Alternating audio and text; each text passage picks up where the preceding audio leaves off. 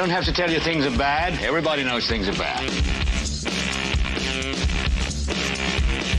Everybody's out of work or scared of losing their job. The dollar buys a nickel's worth. Banks are going bust. Shopkeepers keep a gun under the counter. Punks are running wild in the street, and there's nobody anywhere who seems to know what to do, and there's no end to it.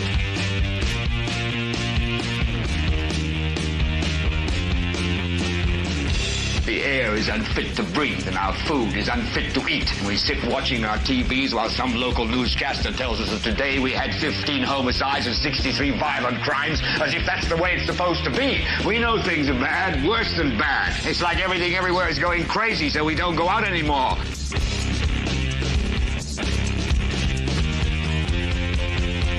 We sit in the house, and slowly the world we're living in is getting smaller, and all we say is, please, at least leave us alone in our living rooms. Let me have my toaster and my TV and my steel-belted radios, and I won't say anything. Just leave us alone. Well, I'm not going to leave you alone. I want you to get mad.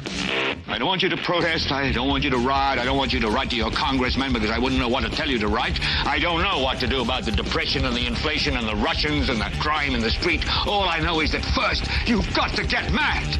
You've got to say, I'm a human being. God damn it. My life has value. So, I want you to get up now. I want all of you to get up out of your chairs. I want you to get up right now and go to the window, open it, and stick your head out and yell, I'm as mad as hell, and I'm not going to take this anymore. Well, good evening, and welcome to this 300th episode of the Political Spotlight. I am your host, Kristopher H. Bilbrey. Welcome. Happy 300, everybody. It's supposed to be like a big celebration, and I'm supposed to be in a really cool room where the lights are dimming and coming on and off, and we've got a really cool set behind us. Just imagine every bit of that. Fireworks are going, and I'm spinning around and upside down. Woohoo! Happy 300th episode. And okay, now we've got that out of the way. It's time to get back to work. So it's been a busy week, ladies and gentlemen. It is Friday evening, of course. Friday. And we are normally not here on Fridays, but we've been here the last 3 Fridays because it is what it is. Politics have been crazy. We are ever closer to the election. Things are going on daily that just are more and more crazy. So we are here. We are here tonight. This is the 300th episode. The main reason we're here tonight is because we had a power outage last Sunday. And so we've been off of a show, and I wanted, no matter what, the whole goal was to create a situation in which this coming Sunday the 6th, when we go live, was supposed to be episode 301. So that's why we're here. I welcome you. Welcome. Thank you for being here. You could be anywhere, and I appreciate the fact that you are here spending your Friday evening with us, learning about what it is that we're going to be talking about. Education is the most important. I would ask that you kindly consider hitting the YouTube buttons as you would. That would be fantastic if you could go through and click on the YouTube features like you do. Oh, did you do that? All right. That's the last time I'm doing it. Now I'll let you do it. Sorry. I didn't know. I thought I couldn't tell. Normally I can tell in your glasses, but I couldn't tell that time. You were looking too far down. So if you could hit these buttons, I would greatly appreciate it. That would be fantastic. You know what to do. I'm tired of talking about it. And it is what it is. If you like the show, give us some love. If not, to hell with you. Okay. That then takes us, ladies and gentlemen. We just need to do it to get it out of the way. It's become kind of a pain, but I need to just keep track of it in the show. So we might as well just rock and roll through it. Today is Friday, the 4th of October, 2024. That means we are 277 days. Yes, you're right. That's you. I assume you probably figured it. I did not wake up with an email from Dale Basham in my email box today. I did find last night while going back through Messenger, and I went back to the olden days. I was scrolling and scrolling and scrolling.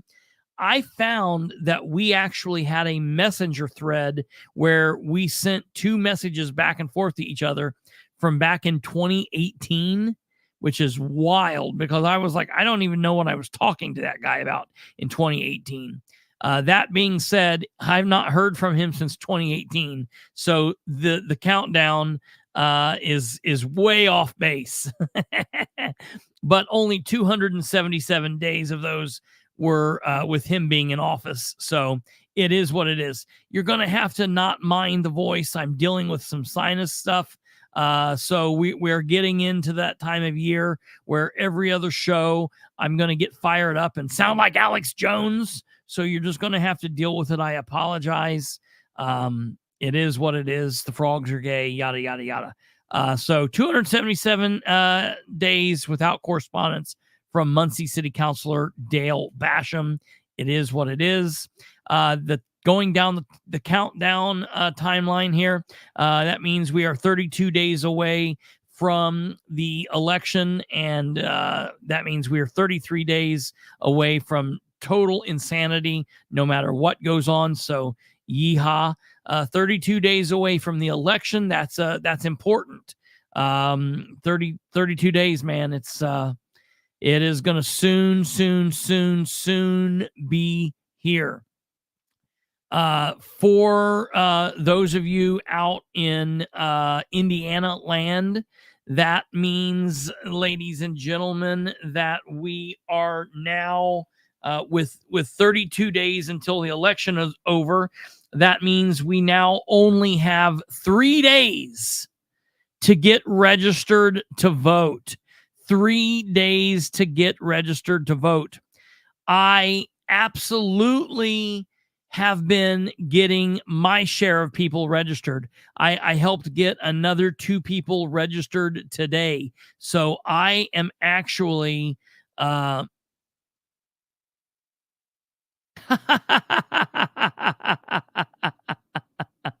that's hilarious. What do you mean they still have 48 hours? We'll get back into that. That like got me in my cop cringe there. Hold on, I'll talk to you about that here in a minute. I'll come back. You go ahead, and they can arrest tech. Well, we'll come back to that here in a minute because that's going to get us into a rabbit hole. So we've got 3 days to get registered. If you are not registered, make sure to get registered. We were able to get your daughter registered. That's good to go. I'm happy about that. That's wonderful. If you need to get registered, if you need to update your registration, if you know people that need to do that, matter of fact, I even helped 2 people today update their registration. They moved from the Winchester area to Portland, and so I helped 2 people get registered doing. So technically, I've been helping all kinds of people here lately. I guess I forgot about those people. So it is very, very, very important that you do that, and you can do that by going to www.indianavoters.com. That's indianavoters.com. Indiana Voters with an S at the end. www.indianavoters. It's floating down at the bottom of the screen. Hey, let me ask you, K-Mama, from the time that you guys actually had the permit, when you actually had it and you started going through the process, how long did it take you to get her ready to rock and roll? How long did it take you to until you were done? How long did the total process take you? I'm interested if you could let us know. I always say it takes between 3 and 5 minutes. It took me even shorter time to get the people registered today because it was really quick. So it's very easy. That means for those of you that are like 3 days, what's that mean? Voters registration ends at 11:59 on Monday, this coming Monday. It's Friday. We're going to have Saturday and Sunday, and then the week will be here, and that will be Monday. Do not wait. Do not wait. Monday is going to come, and you're only going to have a couple of hours on Monday. Do not delay. This election is too important to screw around with that. So make sure that you get that going quickly. If you need help with the process, let me know. Get a hold of me, because if, like I said, it's too important to screw around with. Okay. All right. Besides that, I've got something in mind to start doing starting Sunday for the 301 episode, for the 301st episode. I've got kind of something in mind, and a way to start doing things. That being said, this episode, I really didn't know. I didn't know what we were going to do. It's been a busy week, and so I just kind of thought that we would highlight. It's been a busy week as far as national politics goes and state politics. We've been dealing with 3 different debates over the course of 3 different days, and all of that stuff. And so the original plan was I was going to just highlight some happenings from Muncie, and that would be what happened. And then something happened yesterday. There was a Madison County election board meeting that is a public, not so public test of their voting machines. And the meeting overall needs to be looked at and dissected. It needs to be talked about and discussed. But then there are a couple of things that happen surrounding the meeting that we need to discuss. One of these things being something that happened in the machine during the meeting that was kind of bizarre, and it led to kind of what I was talking to Nicole about. We'll talk about that here in a minute. I mentioned it a little bit towards the end of last night's show, how there was some breaking news out of Madison County, but I didn't go into it. So we're going to cover that. Of course, that has to do with the situation that Larry Savage was involved with yesterday, and we'll cover all the different angles of that. There's lots of ins and outs to it.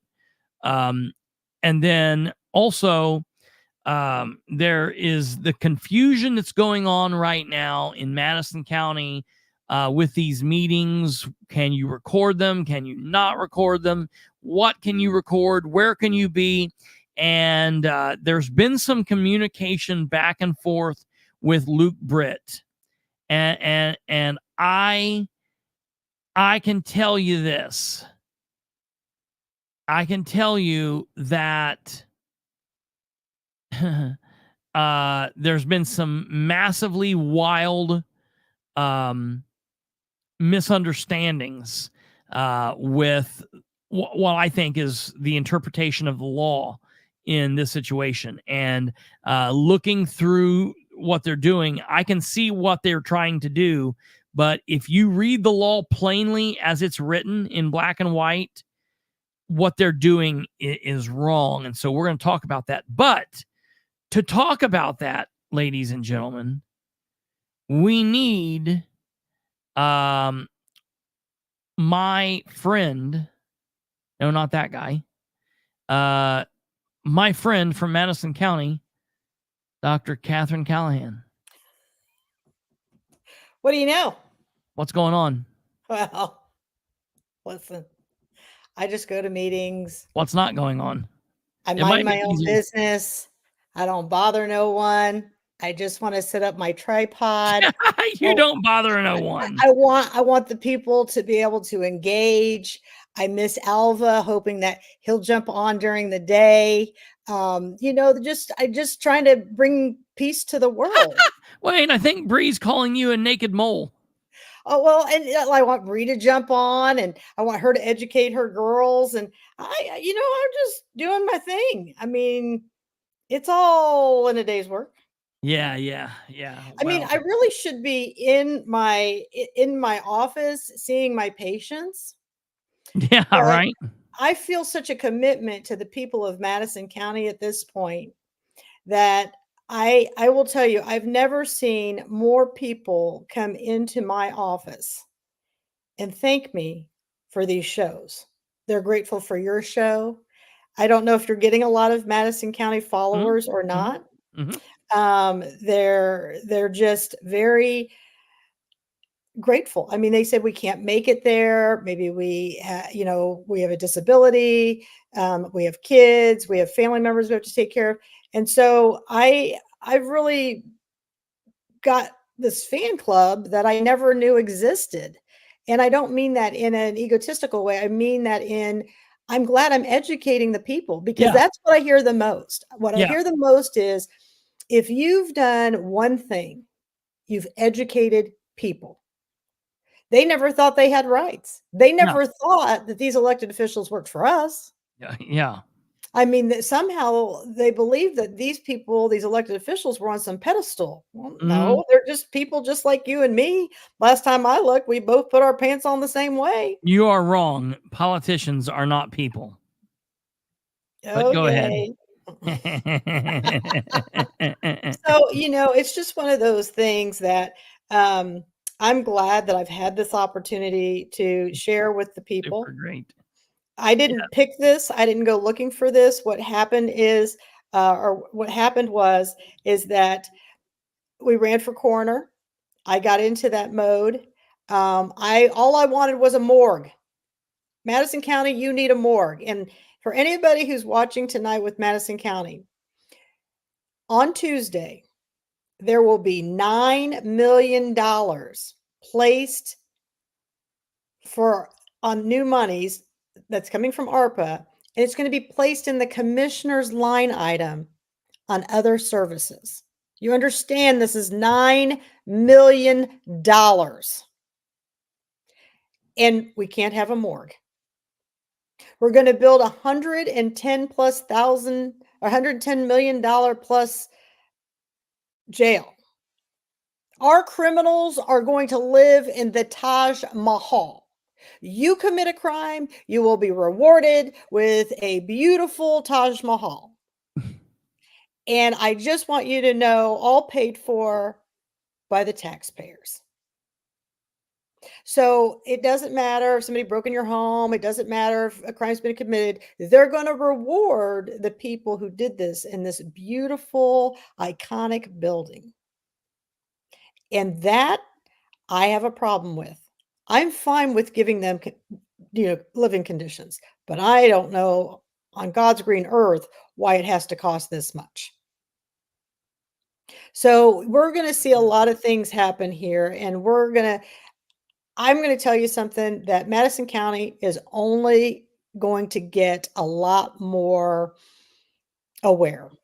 Yeah. I have to be careful with how I choose my words, because then it's like, we're going to get a lot more right here.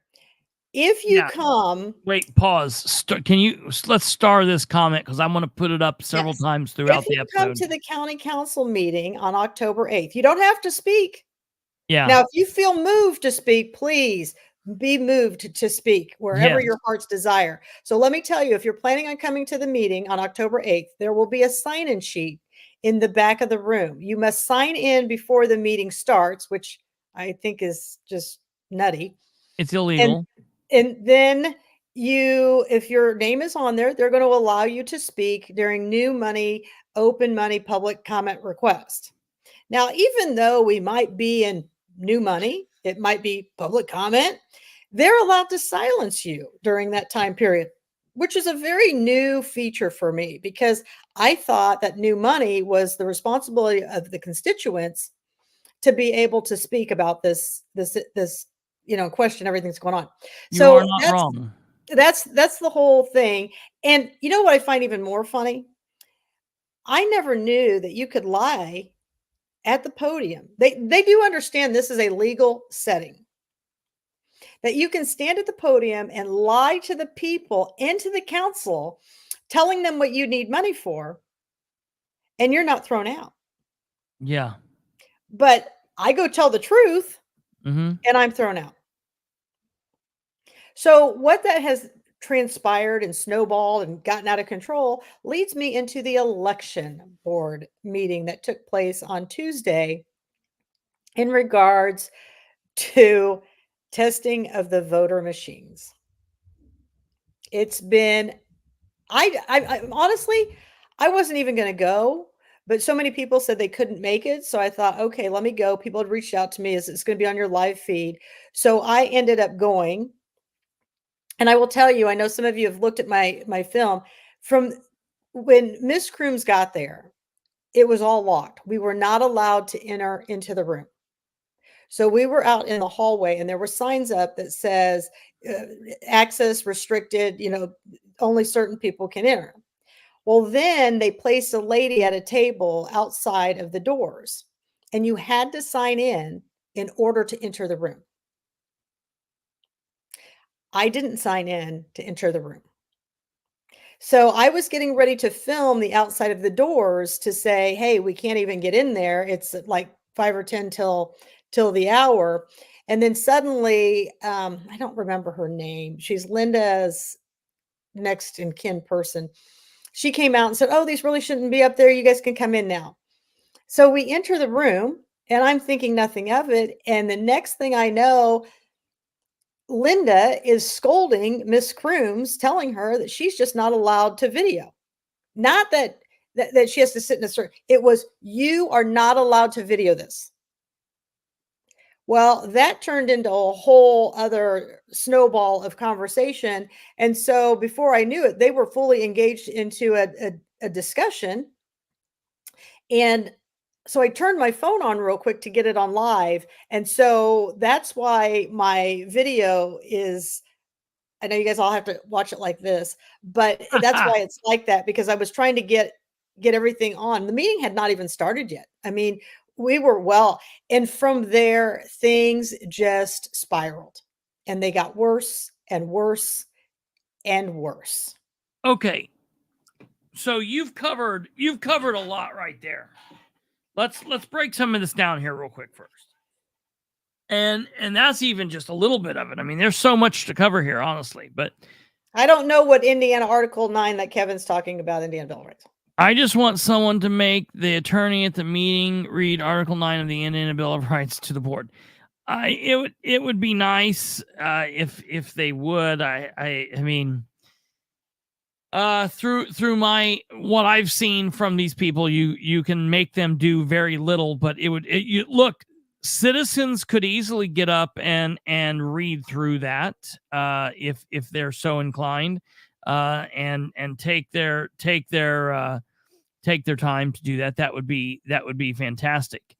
Okay, so let me tell you this. Okay, it's very important. For I would say it's very important for this. It is important for people to know, number one, you do not have to sign up to walk into the room. They have a sign up there. There will be some person that is walking around, and she'll have a clipboard, and she will tell you that you have to sign in. I do not sign in to enter a building, in a public building. That's insane. If you don't want to fight the old lady that's there, that's doing that, or what's the lady's name now that does it? It's not the old lady. No, I can't remember her name. Does somebody Haley? know what her name is? Nicole, are you on here? It's Haley or something. No, Heather. Heather. Not Heather. Okay, not Heather. Okay. Whatever her name is, somebody's going to walk around and maybe give you a handbook, a clipboard.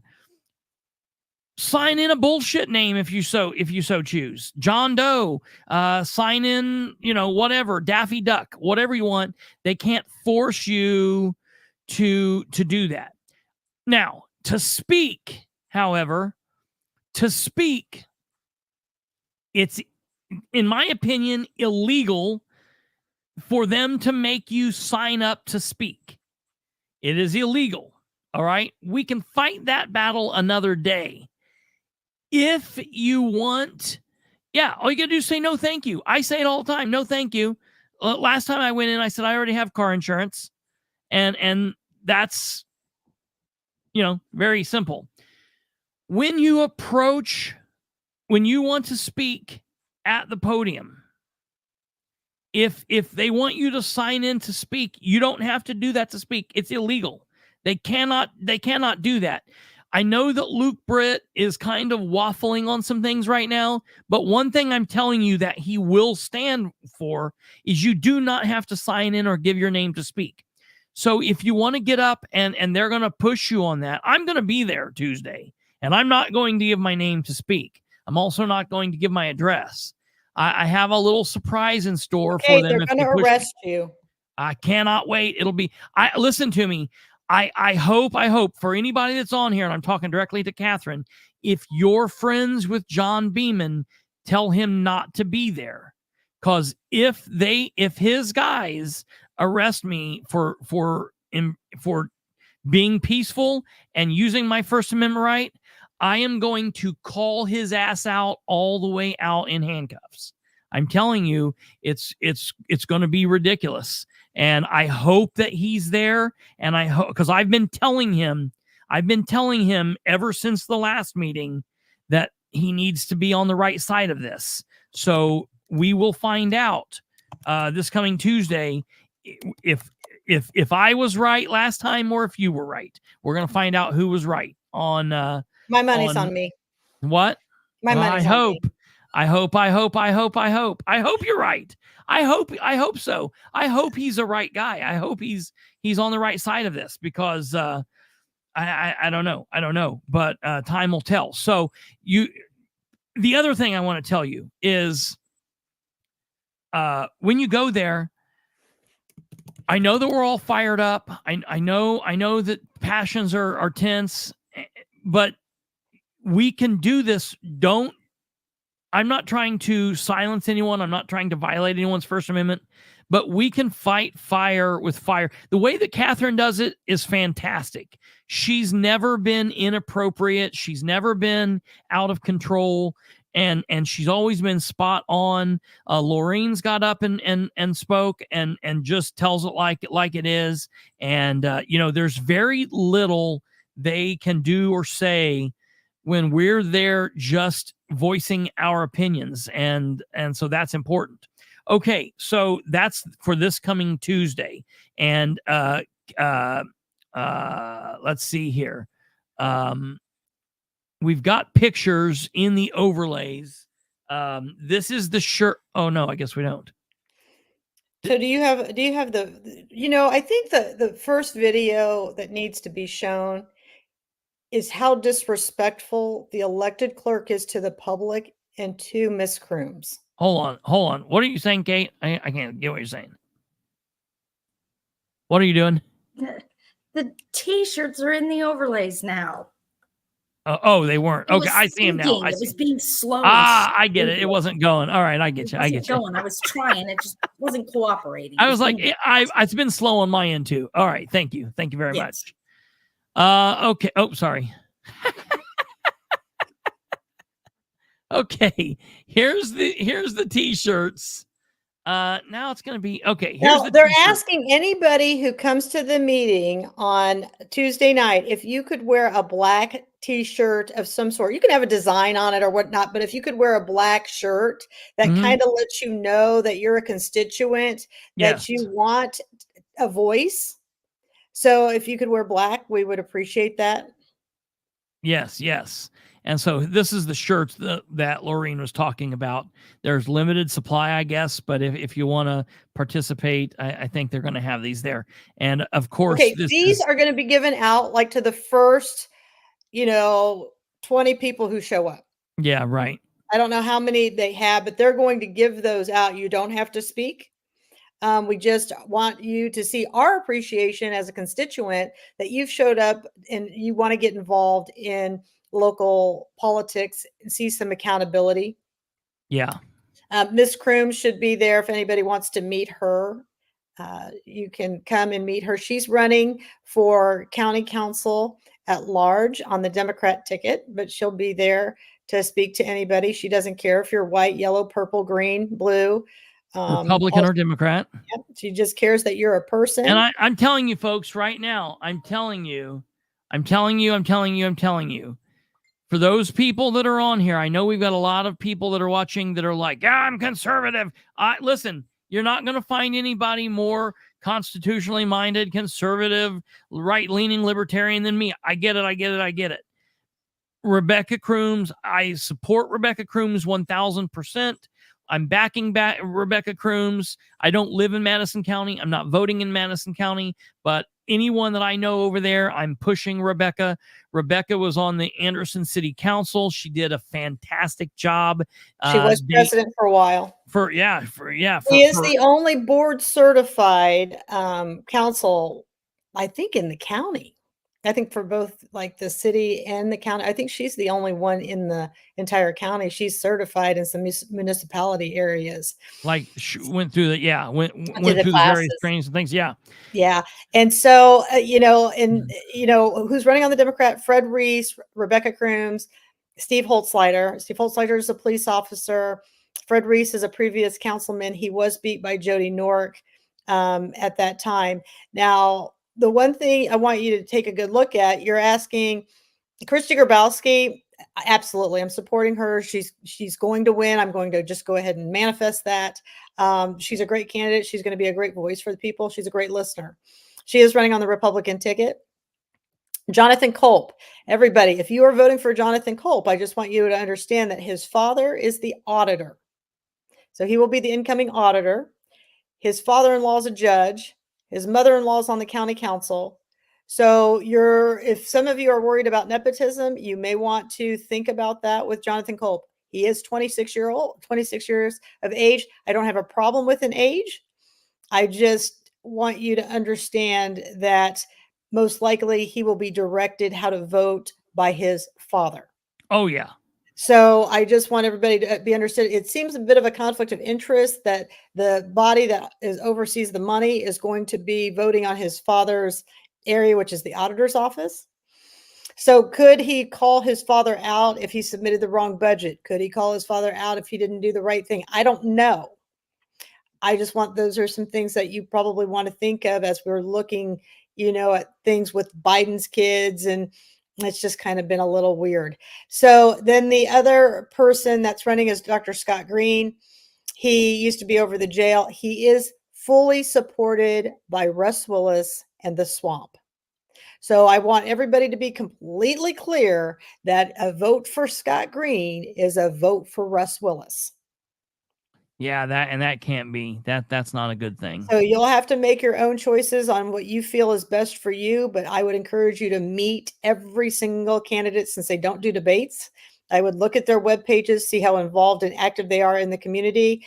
And although I am a Republican, I will say Miss Crooms has a very active page. She appears to be engaged in all the commissioners' meetings. She's over at the city covering them. She's got things on Facebook Live. Brad Collins, he's running a Libertarian at large. He's, I believe, somewhere in his 30s. I would look at his page too. He seems to be very vocal. I'm hoping that he will come out at the county council meeting and maybe speak on October 8th, and people will be able to see him. I have never met him personally, but I've seen some of his comments on Facebook. They seem very spot on. So I just encourage you to get to know the people before you vote. I heard it in my office today. Hey, I'm just going to go in and vote straight ticket. Please don't do that. Do not do that. Also understand, if you vote straight ticket, you will not be able to put in a vote for the council. For some reason, it goes to the Well, other. back up. So you can still vote for the council. It's just the people, for whatever, don't go vote straight ticket. If you want to go vote for all Democrats or all Republicans, go select all of their names. But just know, if you go in and you hit straight ticket Republican and then you just close your ballot out and you're done, you will have left everything blank for your at-large. Yes. What it does is, because in your at-large, you've got 5 or 6 candidates running and you're supposed to vote for the top 3.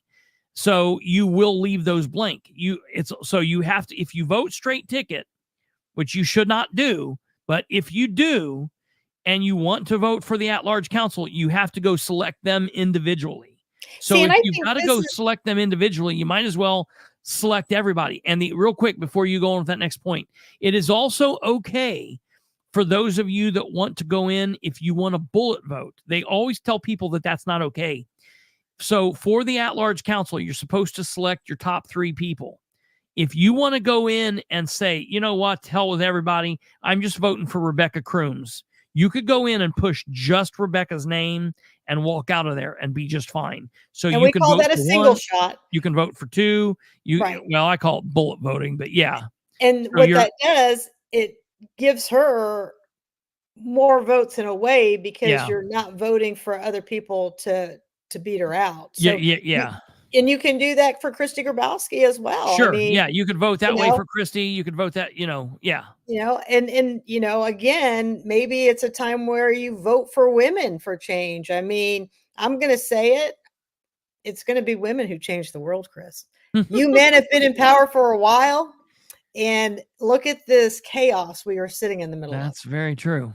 So, that's the whole thing. But Kristi's a great candidate. I would encourage people to look at Kristi Grabowski. She's very involved and active as well.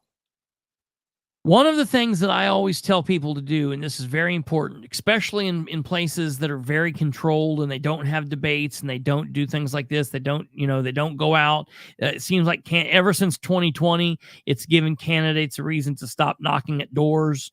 You don't have candidates beating the pavement anymore like you used to. No. It seems like everything's done by word of mouth and social media. And I will tell you, Ken Kaczynski is a perfect example. He is not, there's nobody running against him. Yeah. He is a for sure win. He is out putting signs up all over the county. Yeah. People are calling him saying, "Are you crazy?" And he says, "No, I want the people to know that I work for them. I want them to know my name. I want them to know who their surveyor is, who they can call." Now that, I think, is a class act. Yeah. I'm just going to tell you, because it's a lot of work to put signs up. Sure. Anybody that's out doing that, you got to look at what they're doing. When someone's out working and really busting it, you got to look at what they're doing, what they're happening, and that's part of what I was saying. Yeah, and Gardner, I'll be hard pressed to see if he does it. Todd Culp, I'll be hard pressed to see if he does it. But Culp just is going to. They don't think they have to. They don't think they need to. No one's running against Rich Wine. Nobody's running against Culp for auditor. So those two are sure wins. The Democrats did not bring out many people to run against. So and here's the thing: if you don't like somebody and you just don't know, just don't vote in that slot. Yeah. Like Lorraine said, you do not have to make a choice. You could go pull a ballot, and you could go in and vote for one person on the ballot and walk out. You don't have to vote for every spot. I wish they'd put a sign up that talks about the county council. Like, if you do a straight ticket, understand that you could be bumping your council people. Yeah. But that would be like informing the public, and that's just not something our election board really has an interest in doing. Yeah. Yes. Absolutely. So, I do want to say really quickly on this topic here, this, because it is very important. The other thing is we can absolutely when you go in and you're voting, completely lost it. It dropped off. It is okay. It is okay for you to go in. I get a lot of people that say, well, I'm registered Republican. You know what? No. You're not registered anything in Indiana. when you go in the primary, you have to pull a Republican or a Democrat ballot if that's how you're voting. But this is the general election, so everybody's going to be on the ballot, and you can go in and you can pick. You can vote for Donald Rainwater for Libertarian. You can vote for Trump, or you could vote for Kamala, and you could vote for Rebecca Crooms, and you could vote for what's her name, Grabowski. Christy Yeah, Grabowski. you could vote for him. You can totally change your ballot up. You can do, this is your ballot. You can do whatever you want to do. You can do a mix and match. Yeah, you can absolutely do anything like that. And so that is very important for people to know, because I feel like a lot of people have there's so much craziness. The other thing is, and I'm going to talk about this every night between now and the election, you can vote, or your loved ones can vote, if they are felons.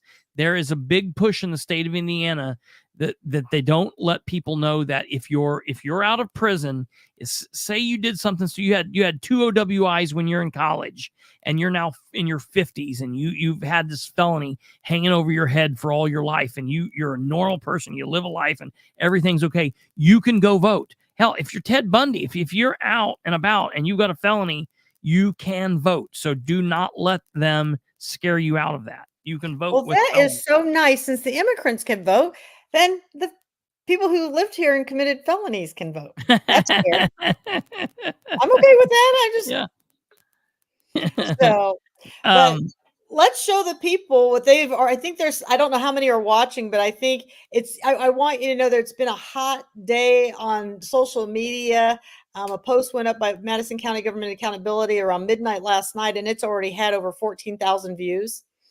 There's been lots of engagement. It's had over 133 some shares. So it's been great to see so many of the community members are actually awake, they're alive, and they're alert. The saddest part to all of this, Madison County and anywhere, is that Russ Willis blocked canvassing the night of election. The election board found that it needed to be moved on to the Indiana State Police. At that moment, why didn't they go get a warrant and search Russ Willis's house? Yeah.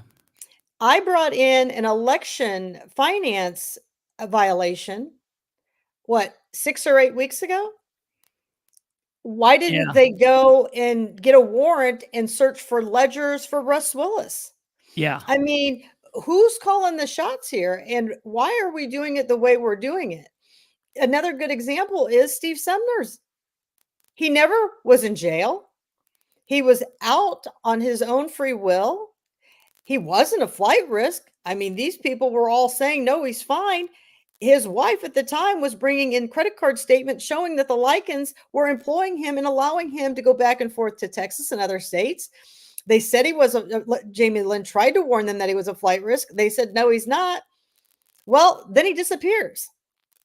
Why weren't search warrants given on the Likens and their properties as quickly when they discovered that he was missing?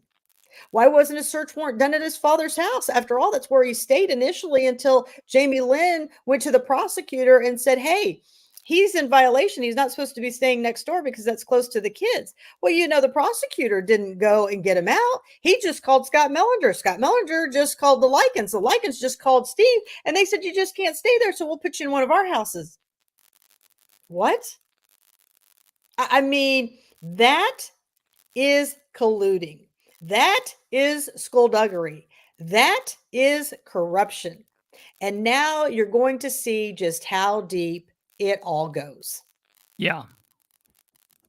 Well, okay. So a lot of people on here are probably aware, but for the people that aren't, so let's back up a second. So yesterday, Thursday, October 3rd, there was a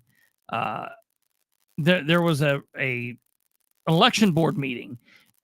Somebody was on here earlier. I don't know who it was. It might have been Cindy that said, wait a minute, why did they do another test? So for people's understanding, every election board in all 92 counties have to do, they legally have to do a test of the machines before each election. So they have to do a test in the primary, and then they have to do a test in the general. And then next year we'll have an off year. There's no election next year in the state of Indiana, thank God.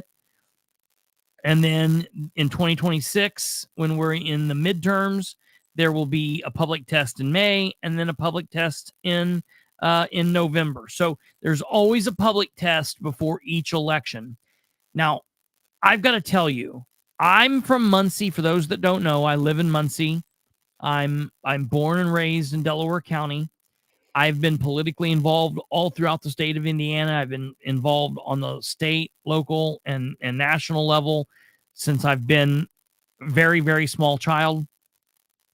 I have been a part of elections, and I've went and done what I do in many, many counties: Delaware County, Randolph County, Jay County, Blackford County, Henry County, Madison County, Marion County, Grant County, all throughout East Central Indiana, and I've seen this done everywhere. And Madison County is the only county. Now, it's not the only corrupt county. That's absolutely not true. They're all corrupt. There's craziness everywhere. But Madison County is the only county that I have seen that have conducted their meetings the way that they conduct them for these public tests. For example, in Delaware County, in the springtime, there was a big kerfluffle that happened between Russ Willis and Rebecca Crooms. And I called Rebecca and I said, hey, in 2 days, Delaware County is going to have our public test. You need to come over here and you need to watch how Delaware County does it. And she came over. Thank God she came over. And she watched it. And Delaware County let her walk right up and touch everything and film everything and be right on top of it and see it and look at it and know it and see it with her eyes and see it with her camera. And she even says this now in the meetings. She's even been like, other counties, So what they're saying, they're using a law, and we will come back to that law here in a minute. And they're using a law that connects the Indiana code that then connects to another Indiana code.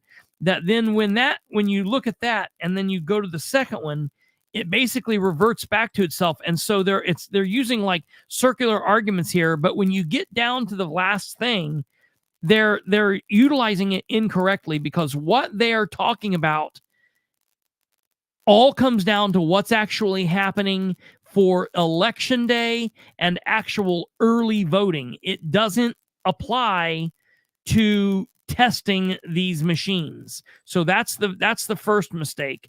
And I'm going to get this through Luke Britt's head if it's the last thing I do. We don't understand why they're using the actual candidates. Why they're not using some. Okay. So I know, I'm so excited. It's the 300. Mr. Rainwater is the best. I mean, yes, I'm excited. It's like a special number that I'm number 300 with you guys. Yeah, right. Thank you, Mr. Rainwater. I appreciate that very much. And if anybody wants to donate and has some spare change around, you can just go to Mr. Rainwater's little site and you can donate some money. So, and anybody else who wants to get on here who's an elected official, I'll pump you too. But since Mr. Rainwater is with the people, clearly on a Friday night here with constituents, I have to plug him tonight. So I'm appreciative of him. Yeah, it is. Yeah, absolutely. He has a no-nonsense, common sense style and approach. It's very nice and refreshing to see. Yes, 1,000%. Again, I'm a Republican, but I believe everybody should be able to know their candidates. Absolutely. Yeah, that is. Yeah, I second her comments there. And maybe the reason why you're allowed to approach the polls and all that at your watch video there in Delaware County is because you actually had people go to jail. Well, yeah. So maybe they're a little more open, knowing that there really could be consequences. Yeah, right. But here in Madison County, these elected officials get to molest children and walk for free. They don't even have any type of way to identify them. They get to molest multiple children, and they still get to do that. And that's why we're so great in Madison County that we're number 2 out of 92 on children who are abused and hurt. Number 2. It's What's that it's tell you horrible. when you're number 2? Yeah. Well, Yeah. when your elected official, your previous elected official is running free somewhere in the United States, it tells you that there's really not a lot of consequences. And really, the people should be ashamed of themselves for continuing to vote in a prosecutor who does that. And here's the thing, if they do go after Larry Savage or anybody else of the constituents, you will see the most incredible corruption you've ever seen in your life. They can't do anything with a Republican chair who's cheating the system. They can't contain a child molester who, oh, that's right, we're building a $110 million jail that he could stay in. Jesus. But we can go this route that we're going right now. I've never, this is just craziness, in my opinion. But it is what it is. And we'll just, as the people, are going to have to show up. And I think what I've seen today on social media, with over 130 some shares, over 14,000 views in less than 24 hours, the county's waking up. Oh yeah. So I want to get to this video and let you guys see a little bit of what happened. So the very first thing that we're going to watch here is just the video of Katherine basically coming into this is the very start of the meeting. We haven't even started the meeting yet. Yeah. This is like Linda had just told Rebecca she's not even going to be able to film. I'm like, I'm not even, see, and that's why I wouldn't even engage with Linda. I'm like, I'm just going over here in my little hole and I'm just going to start filming. And I want everybody to be very clear about this. Again, prior to this madness, in 2019 and in 2020, I went to every one of these tests in Madison County under different clerks and had no problem. I videoed with no issue. No one said anything to me. No one raised their mouth. No one did anything nonsense.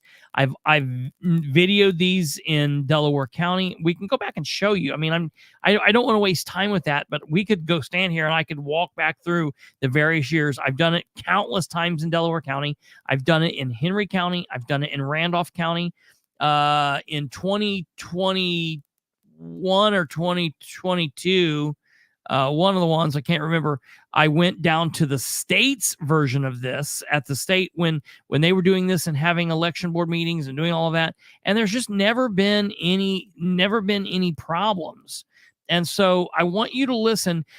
And the other thing, the open door law in the state of Indiana says that any public meeting that you go to, a citizen or journalist or whoever has a right to go into the meeting, has a right to observe what's happening, has a right to request to be able to hear what's happening if they're not speaking up or whatever, they're doing shady shit like that, and they are able to video, record, or however otherwise do this, as long as it is not somehow creating you don't have the right to go in and hook up a $200,000 system with cameras that's going to be in people's way, but you can walk in with a video camera or with your phone or with a voice recorder and record these meetings. You have the legal right to do that in the state of Indiana.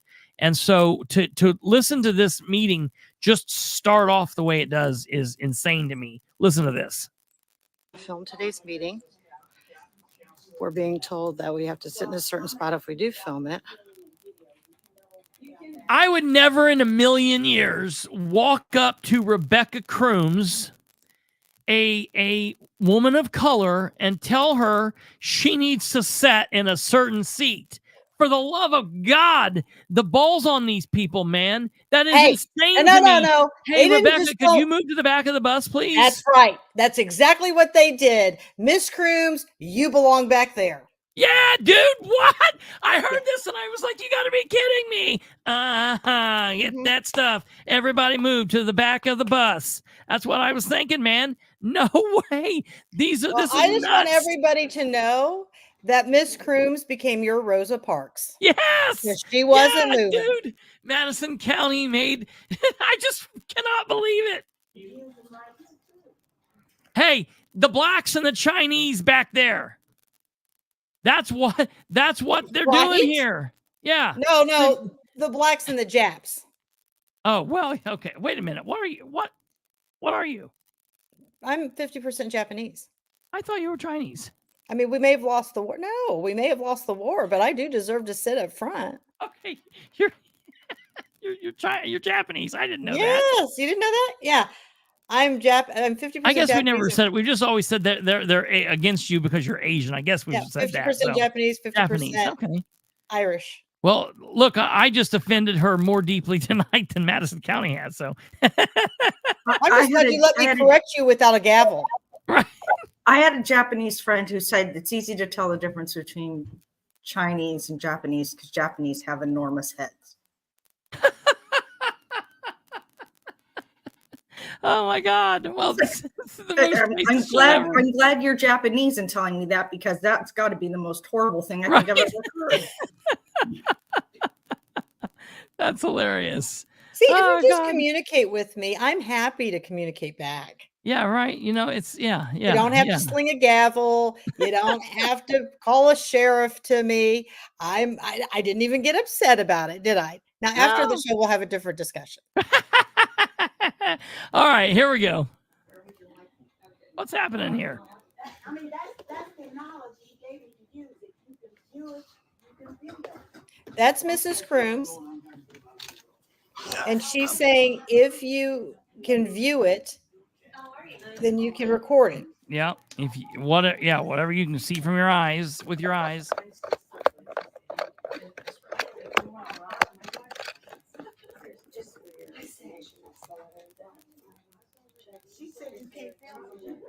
This is a public building.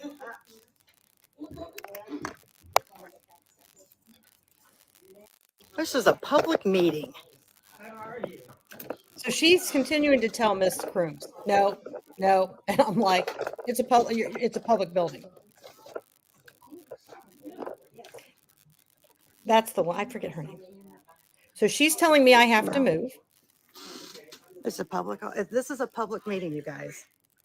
There's sensitive information that they can't go online. That's the thing.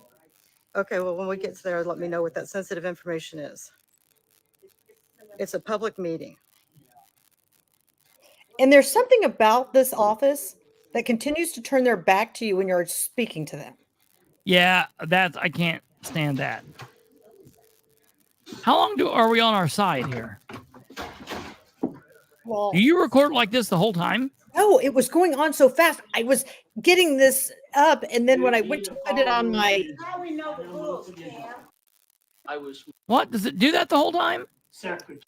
no, where's Nicole at? She's fixed it. I haven't started. To answer your question. Hold on. Okay, I didn't know that she had it fixed. So You can see nothing. They said if you can see it, you can video it. Have you heard that before? No, and you can see it from right there and video it as Well, I well. will. at the back of the bus, Miss Crooms. Go back there. Yeah, right. Yeah. Well, then I ain't moving then. You can tell them- I'm not arresting you. I'm a woman of peace. I'm a lady of peace, ma'am. Well, Thank you so I'm much. a lady of peace. And stand up for the people who put you in. I don't want to interrupt her. Yet. I'm fixing this here. Hold on. Were you considering putting the cameras in at multiple angles on the election day? I love this. I love this thing from. Oh no, hold on.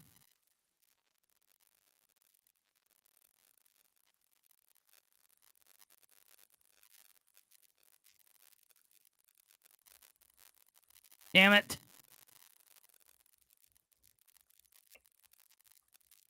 Hold on. Nicole had it fixed.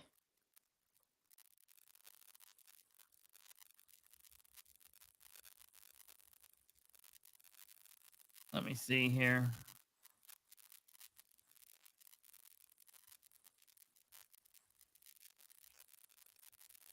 All right.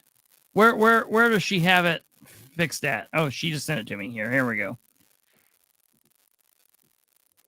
We may have put Nicole to sleep. No, she's still here.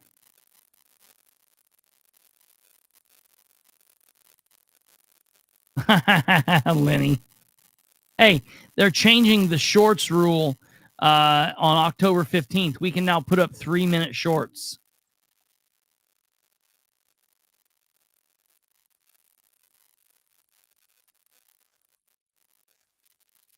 Okay, here we go.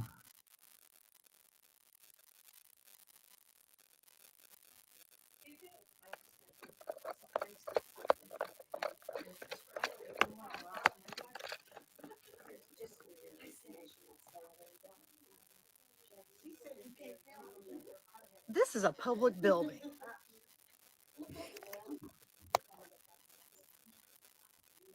This is a public meeting.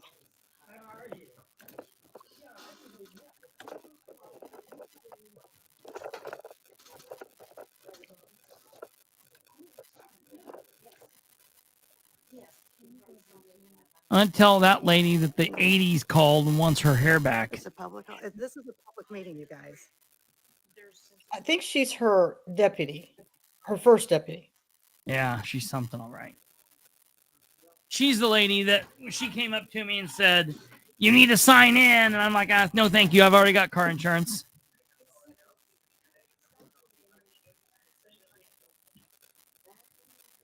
And they're just like, "Oh, what do we do? I don't know what to do. We want compliance, and they're not complying. This is all about compliance, and they're not complying." I don't like it when you have that look. Well, she's on with public access coordinator. So Rebecca's calling the public Film. access coordinator while we're in there. You can't film. This is a public meeting. That is what you said originally. It is exactly what you said. It is exactly what you said. We can go there, Linda. We can. Yes, lightning may strike you. So she's telling me that she never said we couldn't video it. And she said, God is my witness. Well, I wanted to leave the room because I thought thunder was coming. Huh. So I want to be very clear, folks. Everything that they're doing currently right now, all of this nonsense that they're doing, I have done in Delaware County. I've been there 20 minutes before the start. They've been pulling machines in and doing things, and I've been there and filmed every single bit of it, and I've never been told. Matter of fact, I've got up and moved over their shoulder. The elected clerk that we currently have, he does not like me. We do not get along. And I moved up and was right behind him and lifted my camera up like this. I lifted my camera up over his shoulder. Can I film or not? And looked at what was happening, and he's like, "Oh, here, let me get out of your way." He got out of my way, let me film everything. So this is complete horseshit. See? Okay, now listen to Mr. That's fine. Lannon. Does everybody know who this is? Yeah, right here.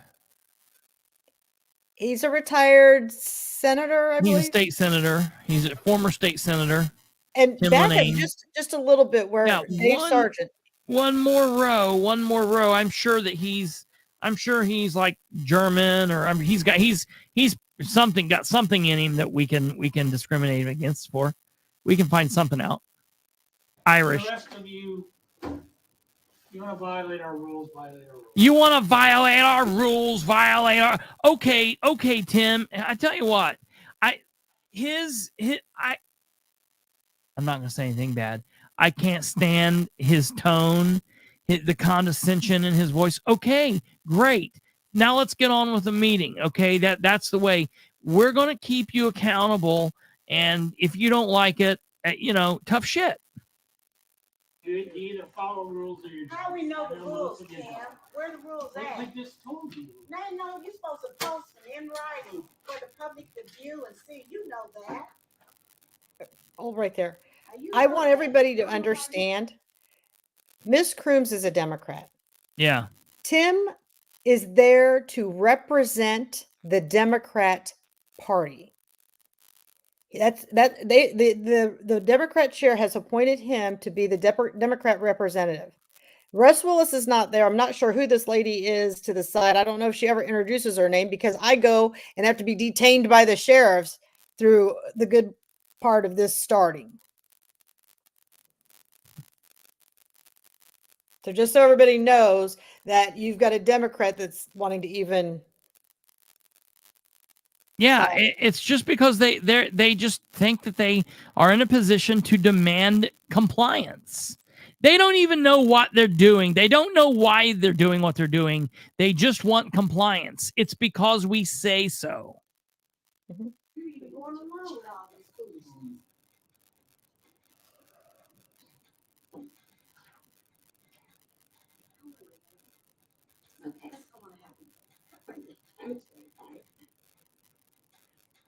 And I'm glad that they're here. I want the public to be here. I just don't think that it's a lot to ask to go by just that. Linda, I don't think it's a lot to ask for you to know what the shit you're doing and to get out of the way and start doing the right thing or to resign your office. You are a mindless twit. I don't understand why you can't just follow the laws and the rules that you're supposed to. How about that? How about we don't have the employees telling the bosses what to do? Once you guys start doing what it is you're doing, maybe we can have a discussion. But right now, you guys are in total chaos. So how about that, Linda? Not when they've been told, when I've been told differently by your boss, Linda, not by no Joe Blow. Your boss told me that. They told me that. Here's the thing. The citizens should not be responsible to film this. They should have this on for themselves, for the public to see. So it shouldn't even, I mean, I've taken time off work to come here. They get paid to be here.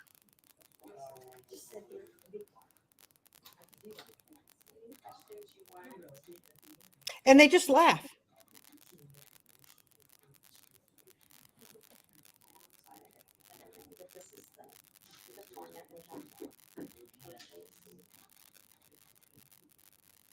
Now the meeting hasn't even started yet. David. Yes, David, Cassie, that's him. So we do have a camera back here because you had mentioned that you need to be able to see the bash signs. So the camera is here. And it's We got cameras here. I like. The one that I was more concerned about. I like made Dave. a suggestion was in your voting where you tabulate the votes. In the room, multiple bro, camera- where this is actually going to camera be at. angles Yeah, are like tabulating because you can only. I don't know why fit it was so many hard for them people to in there understand what he was so that saying. people can observe it out here. what we're going to ask is that the public would participate with us and come up and actually feed the ballots in. Oh, okay. I'm not talking about here. I'm talking about the actual election. Oh, okay. I'm sorry. Okay, thank you. Linda, you want us That's to right. feed them in on Sometimes election I'm day? Not well Okay. at explaining myself, so. Look at them. Look at. Well, see, the reason why they think this is comical is because they've called these sheriffs in. So they think that they believe. So right now, I'm over here with these two of them on top over me. Yeah.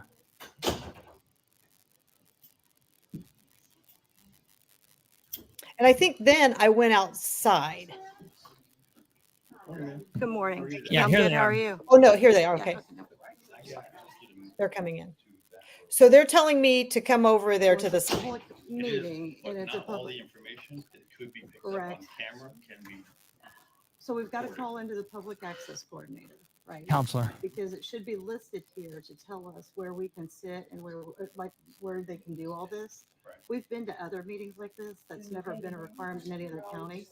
So we're asking to see those rules published so that we can see those to follow those.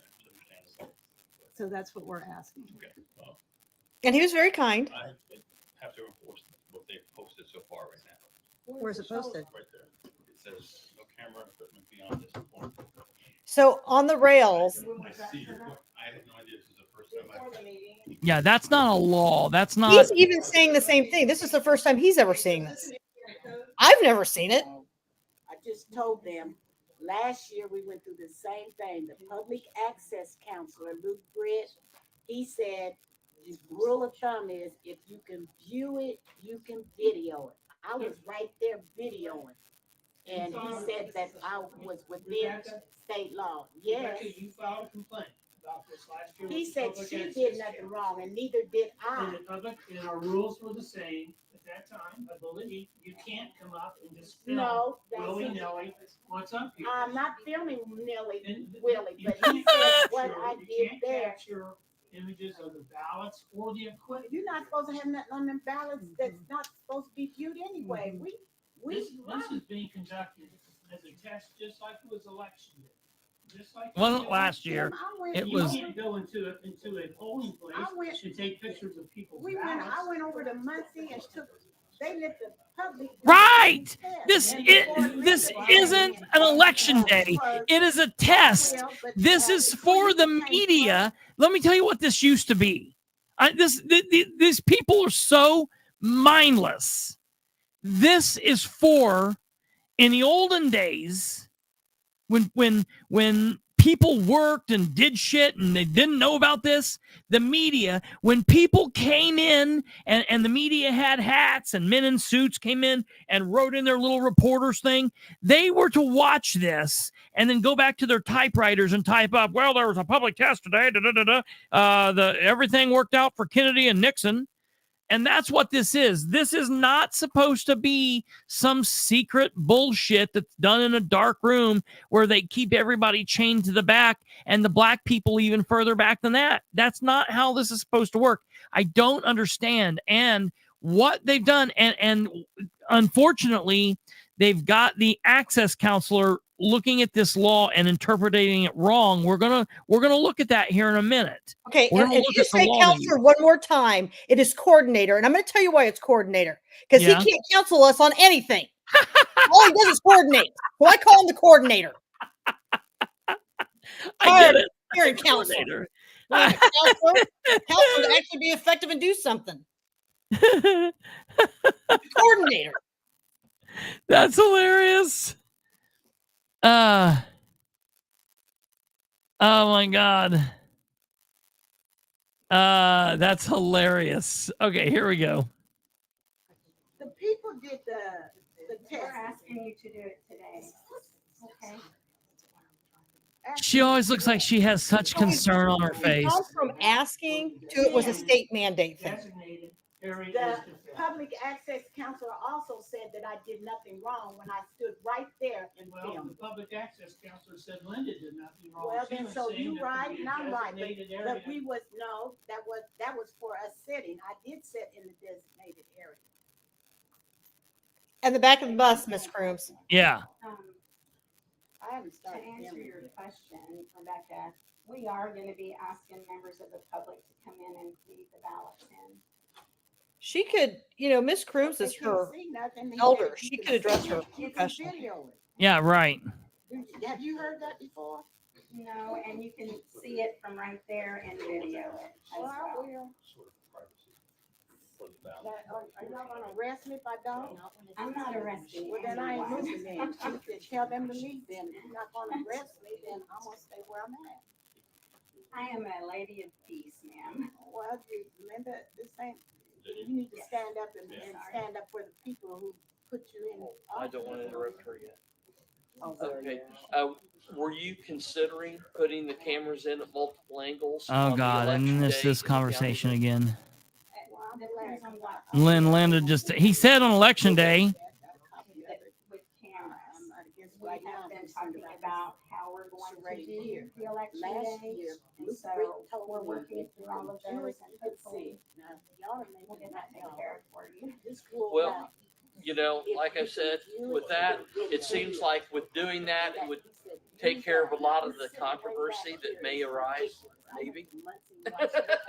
Okay. I just want you to know there's 4 or 5 conversations going on in this room at once. Me over to the side with the sheriff or deputy, Miss Crooms, David Sargent. This room is never under control. And it Yeah, still hasn't even started. Yeah, it's chaos. It's total chaos. Absolutely. And it I'm going to go back to your comment that you made at the beginning. It is their fault. It is absolutely their fault that it is like this. No one is in charge that entire time. No one has taken control the entire time this meeting's going on. And then I end up going outside with the deputy sheriff because there's too many conversations going on at once, and we're all trying to get a handle on. And at the same time, I want everybody to know I am over to the side trying to call attorneys. Right. So it's not like I'm just standing there. I'm trying to reach out to an attorney to get some clarification on this. Okay, so what are we playing next, video wise? So then I think there's play the one, Miss Crimson. It should be in your messenger. This is how Linda treats her elders. This is how she treats people of race. Who This sent is it how to me? I did. Okay, From you sent it to me? From Nicole. And obviously, this is a culture. Everybody needs to understand that this is a culture that Linda exudes in her election room or office or wherever she's at, because it is a common theme when somebody is talking to you to just turn your back and ignore them. Yeah, it blows Linda, my mind. you volunteered to run for this position. Yeah, nobody asked you to be here. Yeah. So when it gets a little hot under the collar, you need to stand up there and do what's right and answer to the people. Yeah. Do you have it, or do you need me to send it to you? So is it this one?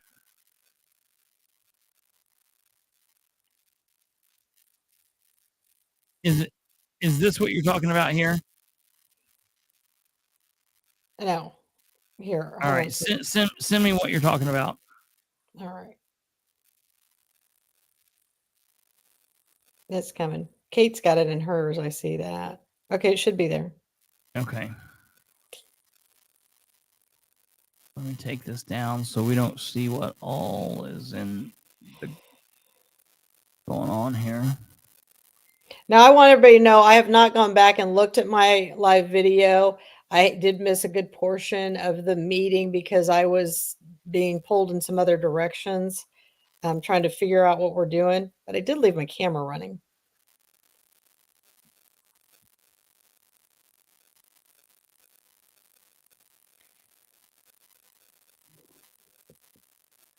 Okay, here we go.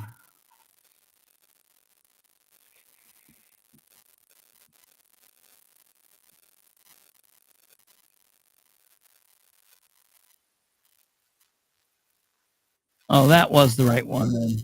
Okay. This is as close as I can get, and I may have to be moved here. They're requesting that we sit back further where you can't see nothing. However, I was told last year we went through the same thing, and they said if you can see it, you can view it. So unless I'm gonna get arrested, I'm gonna stay right here. Now, Power to the people. The bottom line, this making rules. Now, they said they posted that this morning. Nothing was posted ahead of time. Absolutely, No laws Lori. were broken. There's no laws broken. Other places you get to go right up to the machines. This charade they got going on here is unacceptable. It should be. This is the public testing of the voting machines, supposed to be. And shouldn't nothing be on there Thank that you you very can't much. feel. Good morning, everyone. My name is Tim Lana, and I've been designated as the chair of this morning's meeting in the Madison County Election Board, which is now called to order. Today's date is October 3, 2024. The purpose of our meeting today is the public testing of the voting equipment as required by state law. Now, I'm not even in here at this time. Okay. Was posted and by being posted on September 27th, 2024, notice was also given to the relevant media for this meeting this morning. I would like to announce that the meeting is being live streamed in public access, so the recorded meeting may be found in the meeting archives on the county website. I'd like to make a few introductions at this time. As I indicated previously, I'm Tim Lannon. I'm acting as chairman this morning of the election board. The chairman, Mr. Willis, could not be here today, so he has designated as his proxy Sharon Gilmore. And welcome, Sharon. Thank you for being here today. And of course, Linda Smith is the clerk and board secretary. Who's she? I don't know who Sharon Gilmore is, and I don't know if Laureen is still on here. If she's a precinct committeeman, I don't know why you wouldn't bring in a precinct committeeman. I don't know who Sharon Gilmore is. If anybody's watching and they know. Well, all right. So hold on here, so Laureen. Laureen said, yeah.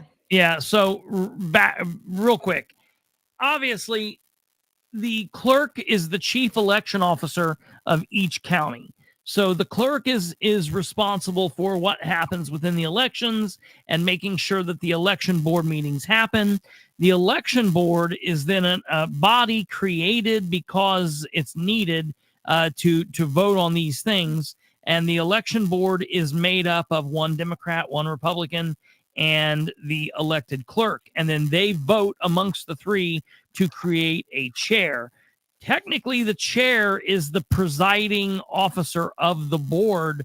So to me, the person who would be in charge of each meeting would be the presiding chair that is voted in. Sometimes it could be the clerk, sometimes it could be the Republican, sometimes it could be the Democrat. It just depends, but it's whoever they vote. So I think the chairman of that meeting is the presiding officer of the specific meeting. Sharon is a PC and inspector in Pendleton. So that's where we're at.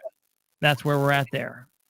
So, okay. Is there any specific part of this we should watch? We just let it run, or what are we doing? I just sent you another link to Dave Sargent's video. Okay. And I want you to go to the 2-minute mark, and I want to show people in Dave's. So yeah, Dave's video. Okay. Dave is sitting further back, so he gives us a better view of the whole room. You did not send me something in Messenger.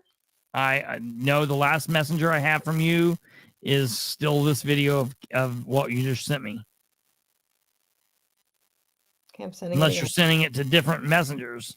No, I just sent it to you again. No, you didn't. Oh, there you did. Okay. No, Sharon is not a PC. She wasn't voted in 2024 unless unless she's appointed. And that's a whole nother thing. Russ is refusing. So there's somebody in the county who is thinking about running for chair. He sent an email to Russ wanting the PC list, and he wouldn't give it. Well, of course. Of course. So, okay, so I want you to see the first two rows. The very first row is reserved. So we're not allowed to be down there, okay? Then this is the second row. There's only like 6 people in this room of constituents. Yeah. And they're wanting us to go all the way to the back for what? Yeah. Yeah. So, yeah, that's crazy. So watch it at the 2-minute mark. Start at the 2-minute mark, and I'm going to show you how they do this. Posted by being posted on September. And again, I'm not in this room at this time. Okay. Because there's my camera. Okay, so we're going to invite the public to come up.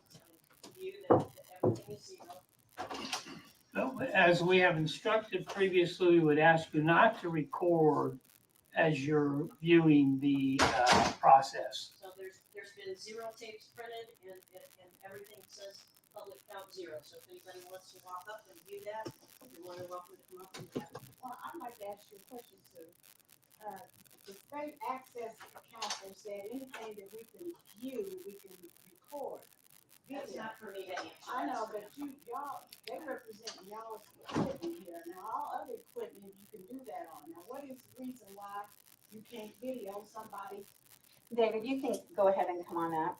Anybody who wants to come up and take a look at the screen, you're welcome to.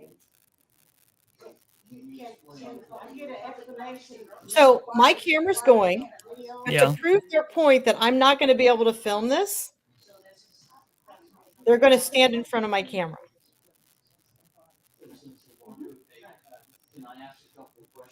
So my camera is completely blocked from anything, and I'm not in there. I'm out in the hallway with another deputy. So, okay, they had him do that then. So that's what they were doing right here. Listen. Relevant media for this. That's what they're doing right here. this See it? morning. I would like to announce that the meeting is being live streamed and public access, so the recorded meeting. I want to see if may she be points or found anything in to the it. Meeting archives on the county website. I'd like to make a few introductions at this time. As I indicated previously, I'm Tim Lana. I'm acting as chairman this morning of the election board. The chairman, Mr. Willis, could not be here today, so he has designated as his proxy Sharon Gilmore. And welcome, Sharon. Thank you for being here today. And of course, Linda Smith is the clerk and board secretary. I also Yeah, that's crazy. How long does he stay in front of there? Well, go to 1041. After we're done. Now you're going to see me coming back in, being escorted here. I'm coming back. Or no, is it 1041. They are live How about ballots. that? They are live election ballots. Here, all right. Actually, I know they're like that. they are marked test on the I ballot. know, so it doesn't matter. Yes, it does, because these are actual live ballots. They're not gonna be counted in the real election. Keep going. And it's important to listen to what Rebecca's saying to these people.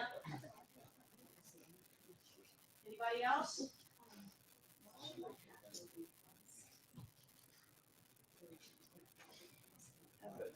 Muncie did live ballots, they had kind of test there. Don't need somebody. I don't think there was a lot of Yep, just keep going. All right, You- pause. I He gotta keeps looking back there for me. what?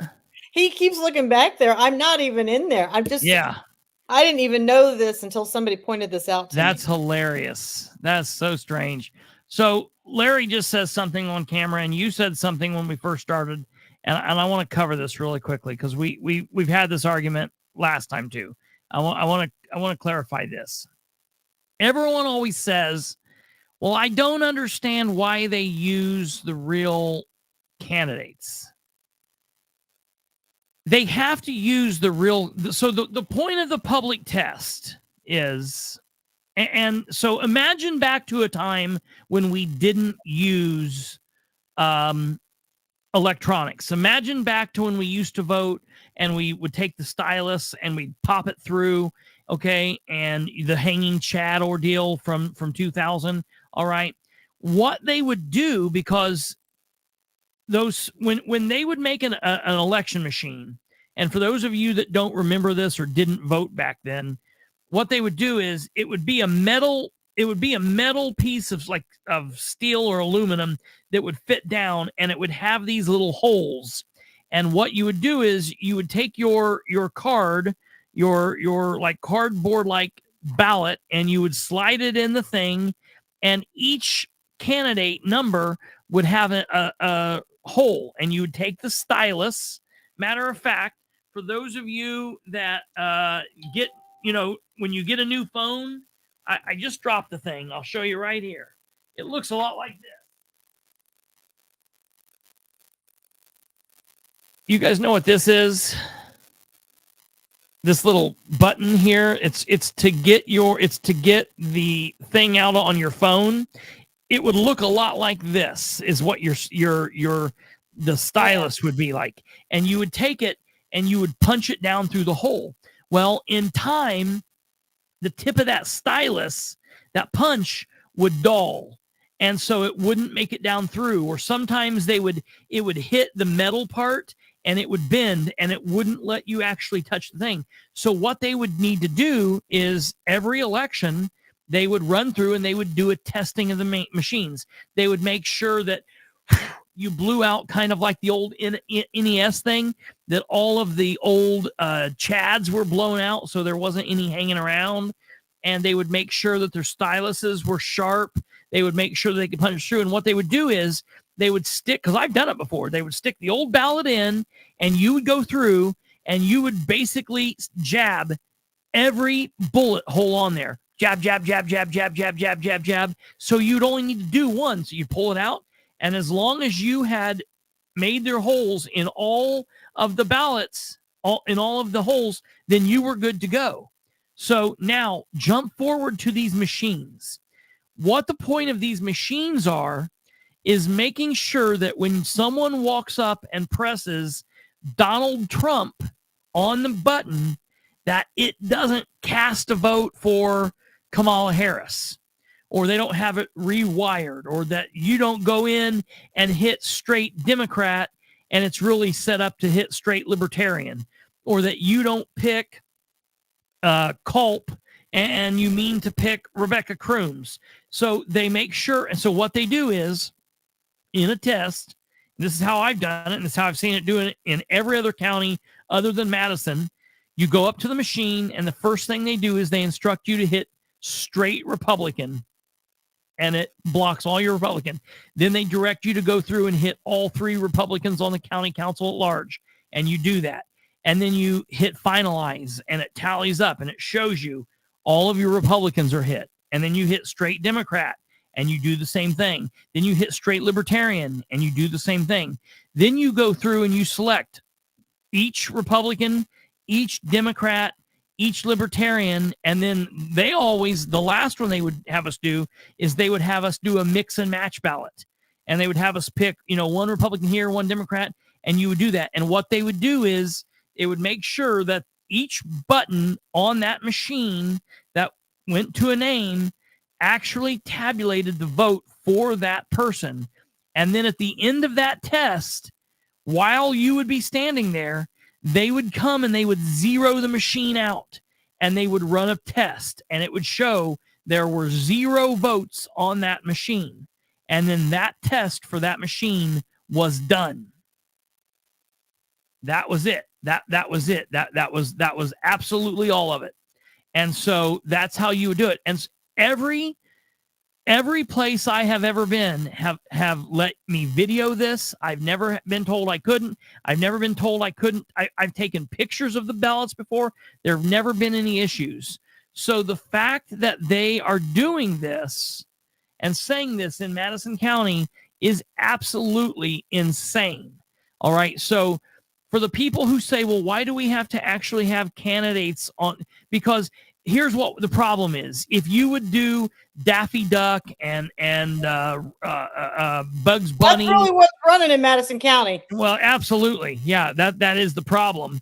But if you put in fake names, Luke Skywalker, and you did that, there would be somebody who would then say, well, wait a minute, when they've input the right names, they've made it to where if someone hits Donald Trump, it's going to go to Kamala Harris. That's the reason you have to test them against the real names.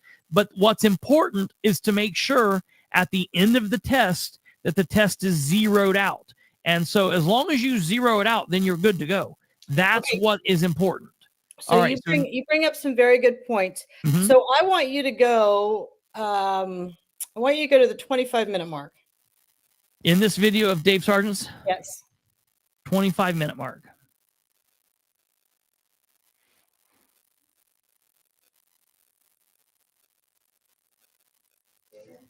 So, this tape is from our balance that we just ran right now.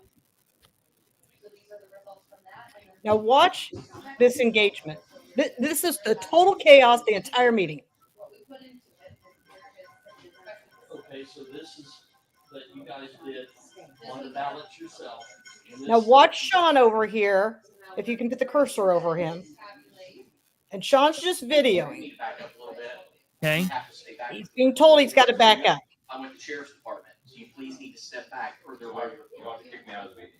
If that's the route you want to go, I can see it with my eyes. I'm allowed to film it. Okay, you are not. They have their own regulations, so I just need you to step back. You come up and look at it, but you cannot record it. What? That makes no sense.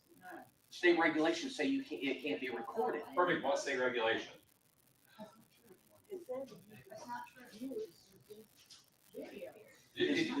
have, yes, I have asked them to step back and that they are welcome to report. They can see it with their eyes and they can report it from that angle. That's all I'm saying. Okay, are you willing to at least, she's running this meeting, so she gets to control as far as what happens? Well, within the constraints of the law, she can't tell me.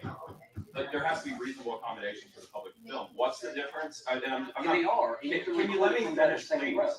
What's the difference if I sit back there with a telephoto lens and I zoom in on the text on the screen or the ballots, or if I stand here? Okay, she is running this meeting, she has the ability to control what happens to this meeting, similar to The county constraints council. of the law. Right, and the state statute gives her the authority to decide if someone needs to leave. You can give us so many warnings, if not, You know, then we can do it. your from here. remedy, We if don't wanna you go think that we're route. violating the open And that's what I want. open door law, is to file a complaint. It is 100%. So So if do you're, that. if you're telling me I Don't. can't, if you're telling me I can't film And and I then need file to a leave, then I complaint. leave. Okay. I didn't tell you you couldn't film. I told you that you could, and I. There's made an it area for very the clear. film. I can't hear everyone at one time. What does Linda have to say? I said, I didn't tell you that you couldn't film. I have allowed anyone who has their own recording device, I've asked for you to be in the designated area. Okay, full roll so far back from But if the public is allowed to. the information is confidential information and is to be treated as voting ballots. Confidential, I'm there in a public chat. It's in the law. These are actually. Well, no, you tell me, you tell me what is, can you tell me what is confidential in a public chat that you're asking the public to come and see? I went to another one and all that was confidential. I went right over to Muncie, it's on my film.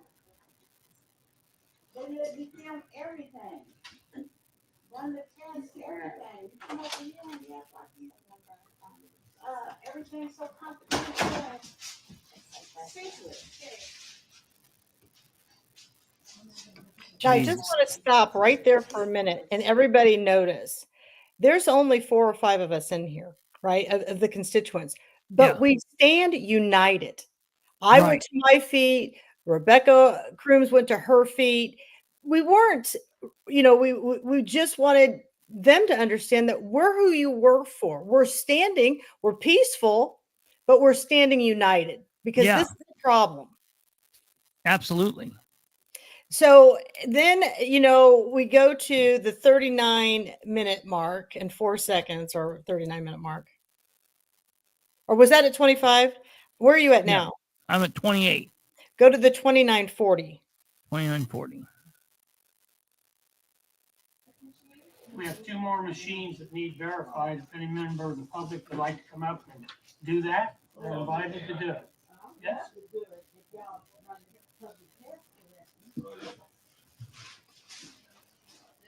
Miss Crooms doesn't want to give up her phone.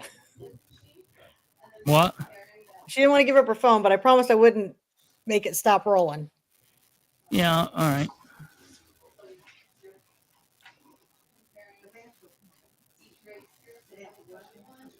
So And there, is Sean videoing this? I can't see his hands. I can't remember. He's got his phone in his hand. Well, then he might have been. I hope he is. I don't know. We'd have to ask him. He might have been. I love it.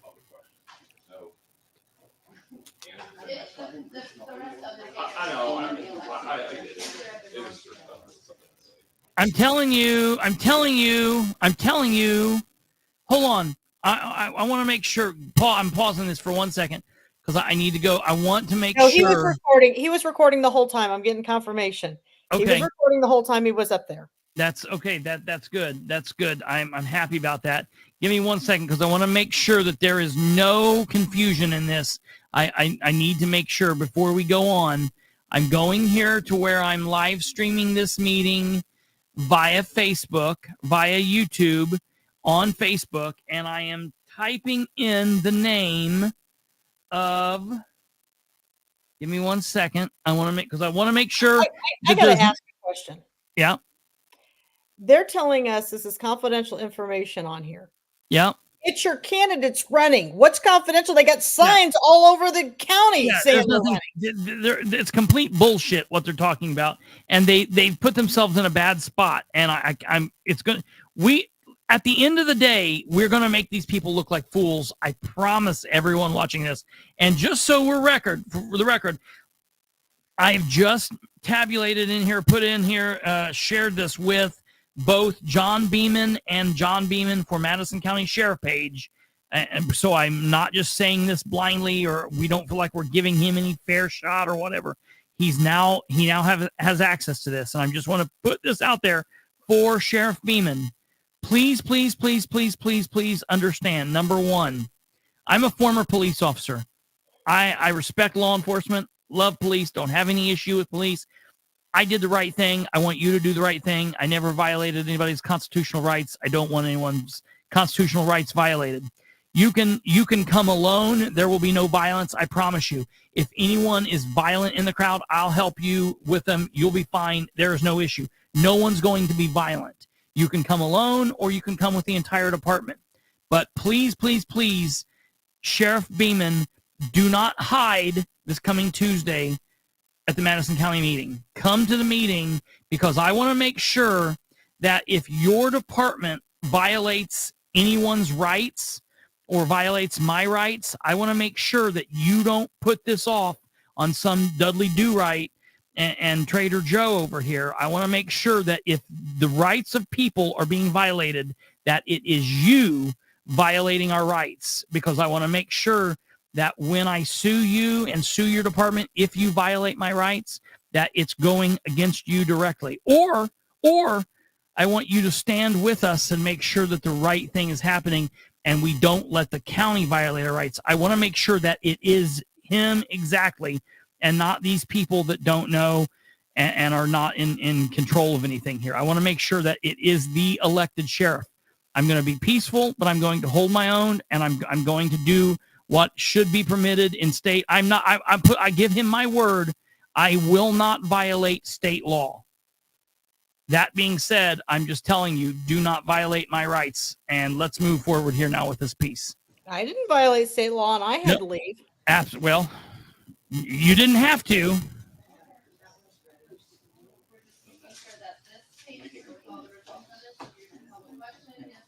So where are we at? What's the time? So the sheriffs end up leaving because I think they realize we're just not going to move our cameras. Yeah. So are we? Wait a minute. Hold on. Who? Oh, they're with Miss Crooms telling her how the ballots go. No, Heather Brewer said, I think you've got a blown speaker. A blown speaker on what? You're a little buzzy when you talk. Oh. I am? I thought he was just making my computer vibrate. Well, Thanks, Heather. Anybody been saying anything about that? Well, because we needed Heather. Because you were on a roll. Okay, hold on. How long has it sounded like that? About 5 minutes.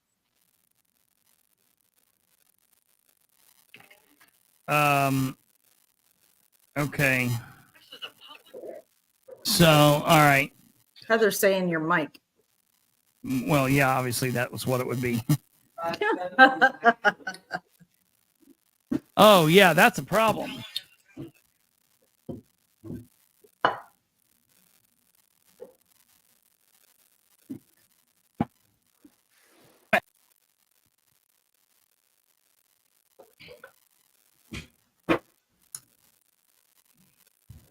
What does it say? Okay, is it still like that? Yeah. It's all right. It's Friday. No, night. that's a problem. Check, check, check. Are we still like that? Can you hear it still? Still buzzy. There.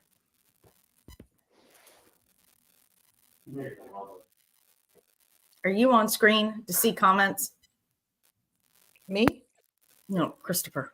Yeah. The bugs are going to love it. Check, check, check, check, check, check. Still Can you hear me? buzzing. Damn it. All right, hold on. It's less than it was a bit. Okay, how, all right. Is it still buzzing? Yep.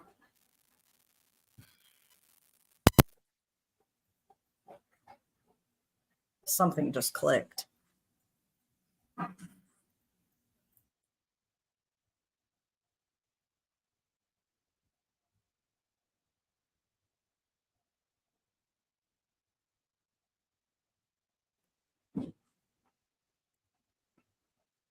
Stumblefoot says just put some base in it or rub a potato on it. And you try turning it on and off and on.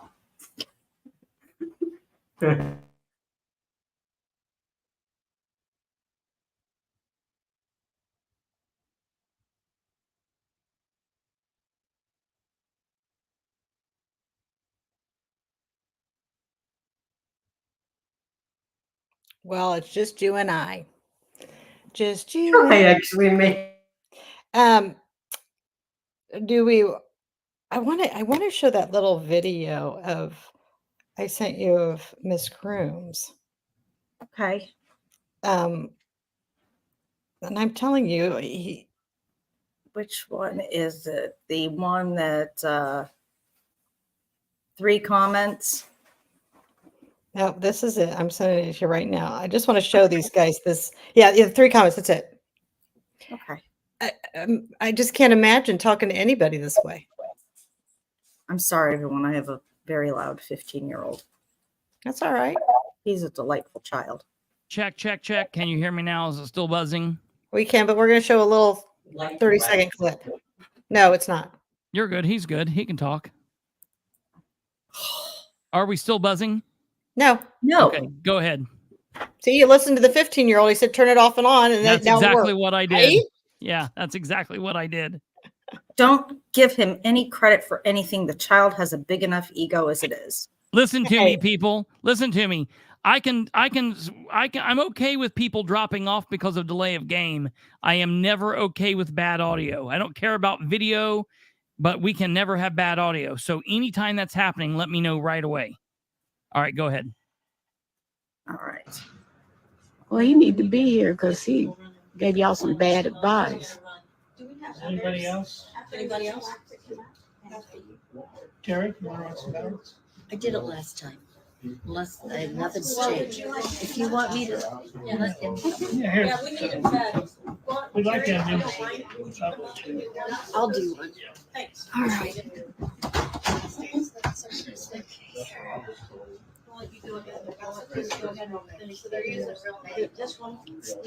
Well, they didn't have to.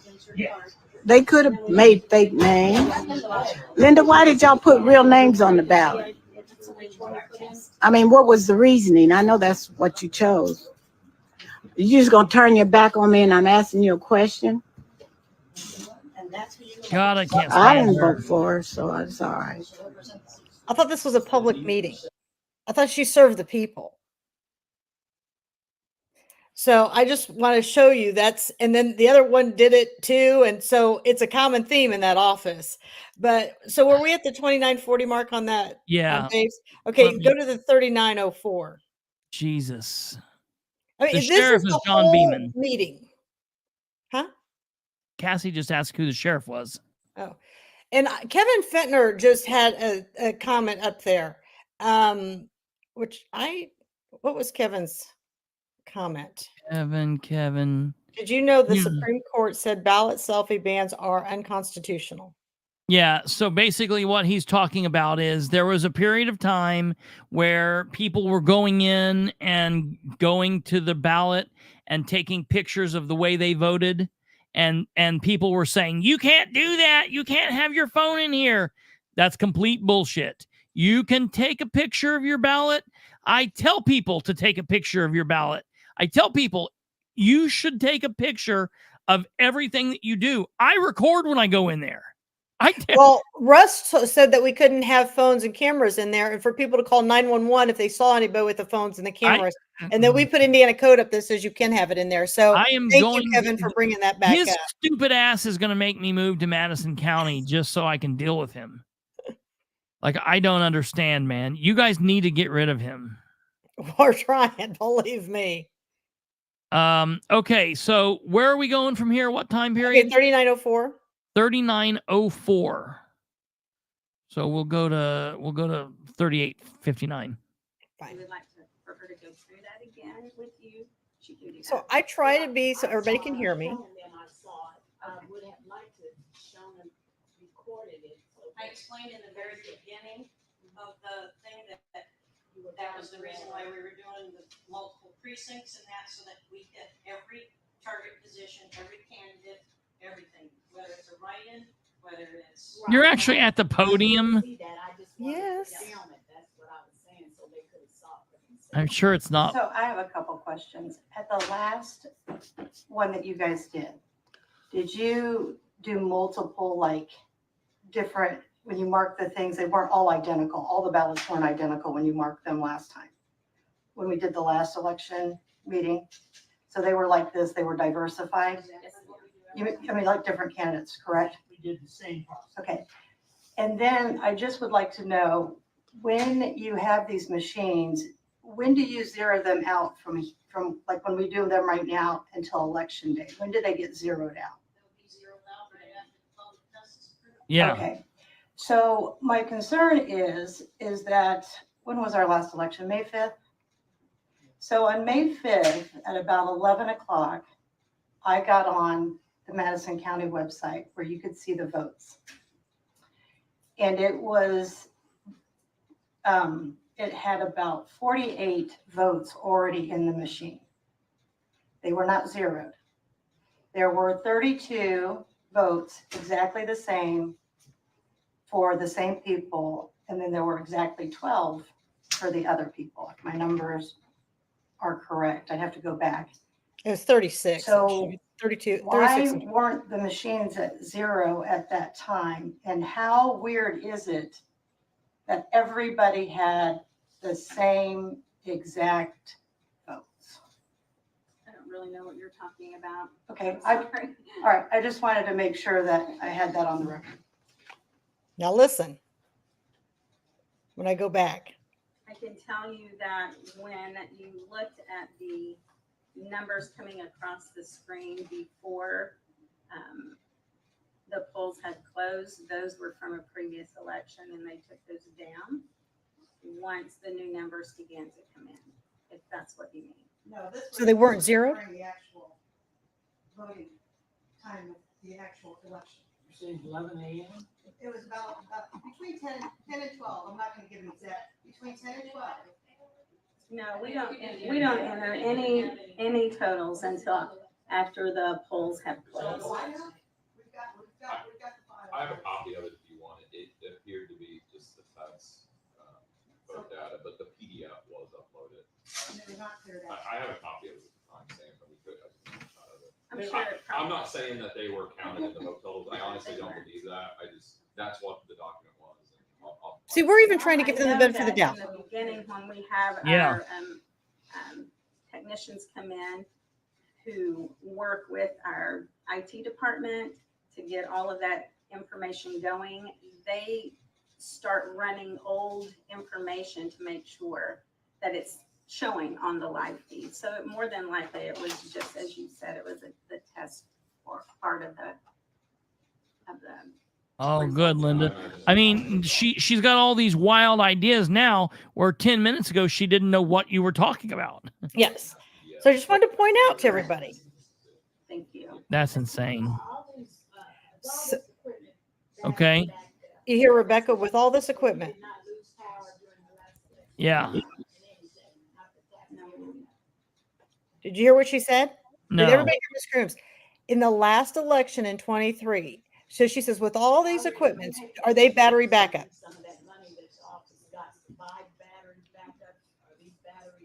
Our batteries are set to be replaced in 2025.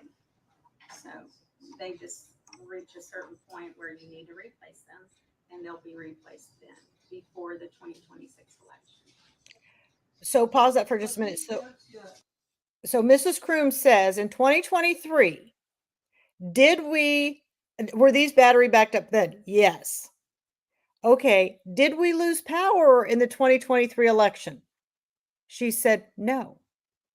That's not true. Remember, they said they lost power over there. Yes. Yes. So, yeah. I mean, there's so many errors in this whole communication process. Yes. We have the downloaded files showing that they had it. She didn't know what was going on. Now suddenly she can explain to us after Sean kind of leads her on how to answer the question. Now Miss Crims is saying, are these battery backup? Yes. So everybody's asking the question because we already know what the answer is. Right.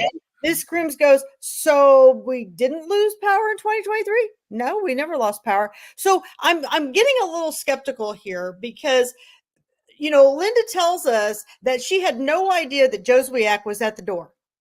Yeah.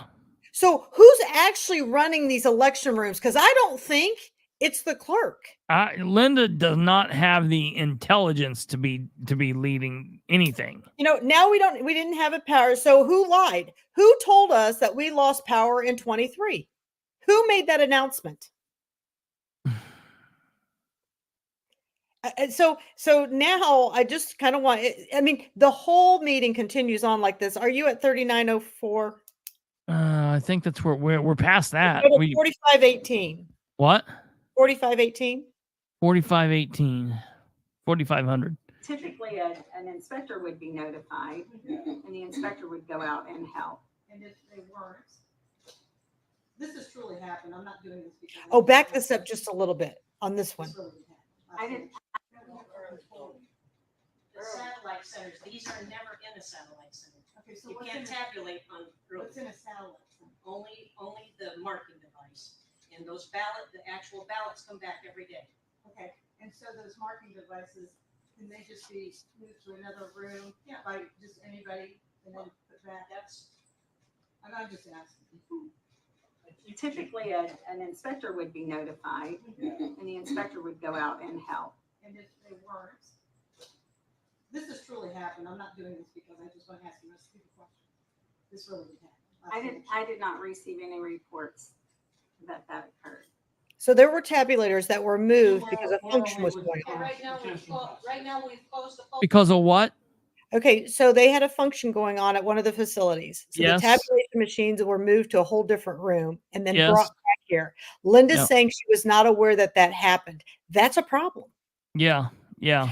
And so everything you ask her on these, and you're going to see that here over the next few minutes that, well, I wasn't aware of that. And I wasn't aware of that. Oh, sure. That's her number one answer. Yeah. She's not aware of anything. Yeah, right. So if you think we're in a secure position and here, please believe me, people, I want you to go out and vote. Even if we think it's got a problem, I want you to go out and vote in droves. Absolutely. Take pictures while you're in those polls. Ask questions. I don't care. But just know that Linda never has any clue to what's going on. Yes. So listen to this part. What part? Right now. Okay. So this lady goes back here. She's over here behind the Polls on computer. all of them, they've looked at the tapes. What I'm going to do is I'm going to put them into our software, and I'm going to print out reports so that way they can look at the expected results and then the reports of what you guys just read. So they've closed the machines. They're inputting it over here, but they Okay. won't let us go up and watch it. So we have no idea what's going on. Yeah, I mean, it looks like she's at a DJ table getting ready to pump up the house music. And she's got all these flash drives. Yeah, yes. Okay. So I want you to envision all these flash drives that are up there. And so I'm like, what are we doing? So what you're doing now, is it always you who does that, or is it a certain Yes. person from that county that does it? No, I do it. I run For all my 92 systems, counties? Systems and software. I have been contracted by the county to be their election systems and software representative to manage the software in that. So you would be the only one that would have the code to that, The code. to do that, like, to get into that, so. That just, all it does is just like logging onto your computer. It's just a computer. It's just a code to open. Listen, I'm just learning this, I'm not sure why you're Right. like, I'm No, just I'm asking a just question, saying, I don't know no, what's going on. there's no passcodes or any of that kind of stuff. It's just logging on to the computer. That's what I just did. Okay. I mean, Log I on don't to know a what's going computer. on, that's why I'm I asking. turned on the computer and I logged in with the password to get onto the computer. So there is a password. And then I'm gonna go into a program. Okay, that's what I just didn't know. Yes, and for security purposes, this is not allowed to be streamed. Which is fine, I just can't see, I don't know what you're doing, so I. You're welcome to come up and watch what she's doing. You may see. Yeah, you wanna come But up? I'm just asking the question, because I didn't know if this is a separate computer that's brought in just at election time only, or if this is something that's in the cloud that you can get on. This is No. the hardened software. There's This is no subject to no access the internet capability. And then there's the thumb drives from the CS200s with the votes is imported here to create the results. So she can view it, but we can't video. Correct. That is for security purposes, okay? Security purposes, we can't show our software programs in that for security purposes. So Do we know what software we're using? No, there is no. This by state law, state code cannot be accessed. But I'm confused. So what happens if you've got like a photographic memory and you go and write this shit down? And Google it? I don't know. So you're bringing a flash drive from here. Yep, which I Okay, just that's what did. I'm trying to figure out. How's it getting from here to here? So it's a flash drive. That's Okay. the Right. secure encrypted hard drive or thumb drives that Okay. get coded with the election data. And Okay, then- so you're just taking the flash drive out of there and then you're bringing it. So when you go to the polling sites, when they have open, When they close the polls at the end of the night? no, when you The have early the early voting voting. does not They have. They the no, thumb they don't have those. Because Indiana cannot tabulate for early. Indiana can only count or tabulate votes on election day. So what do they do with those ones that are? They're Those in are that- locked and secured. They're in a blue bin. So when you go in to vote early, then we have a blue bin, and they get put in that slot with, and that bin has a seal on it. And at the end of the night, then the Democrat and the Republican from that satellite center takes those ballots and they go up to the election room and they're logged in. So they're not scanned over there, they're scanned when they're brought back here. On election day only, they cannot be. At the end of every open day, they're gonna bring them back here and lock them up until election day. And they verify the amount of ballots to the amount of people that they checked them. Okay, and then when they feed it through the machine, it say that it wasn't marked, like the circles weren't. Will it kick it back and they do something It or? possibly will kick it back and you have a Democrat and a Republican person that views the ballot and they decide to accept it or reject it at that point. Okay, so it's a human person that decides to Yes. reject it Yes, or accept it. Okay. and it's a Democrat and a Republican at all times. Okay. Not on the ballot cards, correct? On the ballot cards you cannot mismark, you can't overvote on a ballot card. Which is what happens at the satellite centers. They're ballot cards. What's the ballot? That's the Ballot ballot Is card. it the not long one? That's No. not the full size. If you wanna go look, Is that the Becky long will one? show you the ballot card. So on this, with her system, so you have a secure log on, that only you can enter step into the system as the contracted employee, correct? Right, yes, nobody else has. What in the hell? That's what I'm telling you. The whole meeting was confusion. This is just so convoluted, man. This is so convoluted. I mean, I can literally save your life. I can prescribe morphine, but I have no idea what we're doing here. Each one of these machines, when we first started. I'm not a dumb woman. From the primary to now. I've been an election, a polling place clerk. I've been a judge. I've been an inspector. I've been a watcher. I've been inside the rooms, and I've been a part of all of this. And I don't know what the hell they're doing. Just did. To count the ballots. If it was not qualified, what we call qualified first, that code for this election, it won't even accept that. For security, so if someone tracks the thumb drive. You vote how you want, Katherine, you put it in on the Oh, yeah, list. right away, yeah. And the only way they could do that is if they had a key unlocked and cut the seal. This is insane. Underneath that. Then it's gonna track. And it prints that out, you put it in an envelope. Even Linda didn't know what ballot we're talking about. So I can review this. Good, good. Yes. That's what I'm saying, to make sure.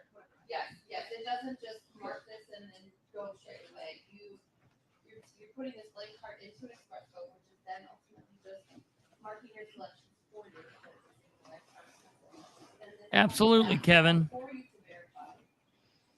That's exactly right. Okay, pause that chaos for a minute. Okay. And I want you to pull up Teresa Smock and Laureen White's exchange on the feed here just recently. On the feed. That goes up on your screen. You mean in here? Okay, yeah.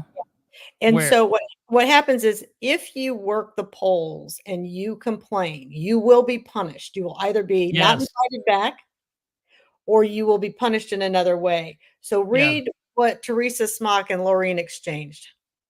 I mean, starting from where? Just a few, like, I don't know, 30, 45 seconds ago.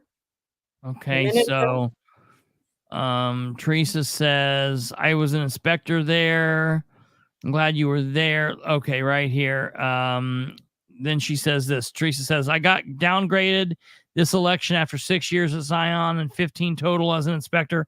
I'll be a judge. Is that what you're talking about? And she's very bright. Like, she knows what is going on in those. I mean, she knows what's right and wrong. And then she's Laureen says, I'm guessing you made Russ mad. Yep. And then it leads us into what's going on now. Laureen says they closed one satellite spot, and so his buddy will be there.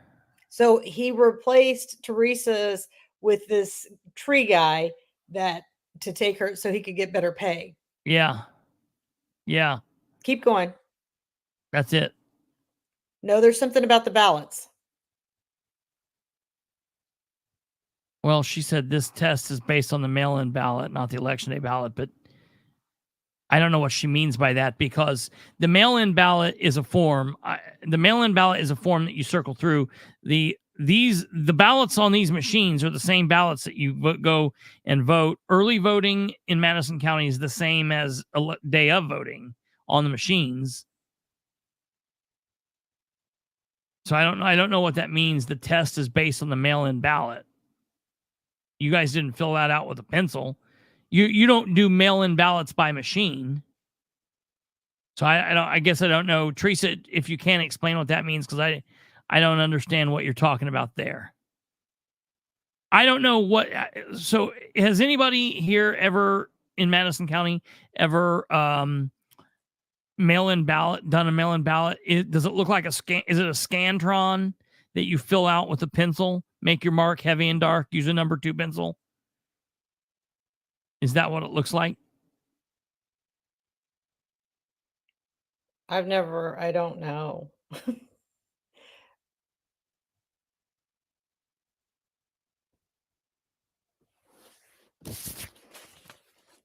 Oh, and then the watcher's procedure. Can you clarify that for us? Because we get into that in this engagement here. Yeah. Russ decides all that. So he can totally say no watchers at all.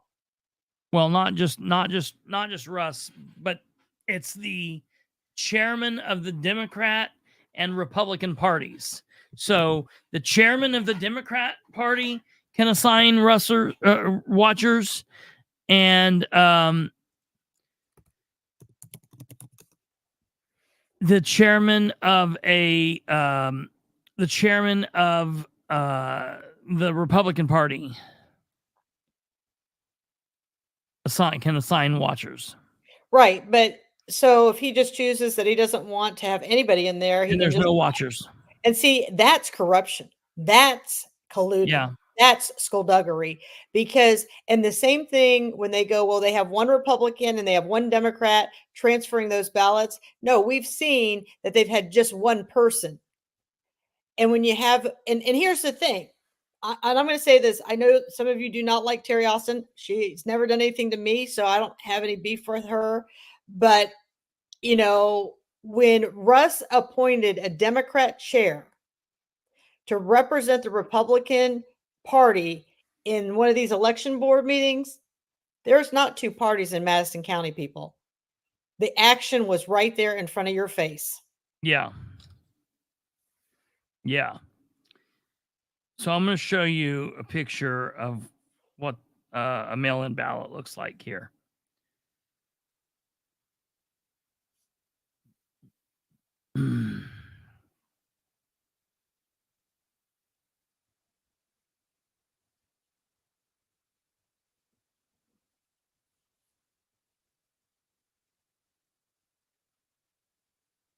I'll show you right here. Somebody just sent me one. I'm sending it to you.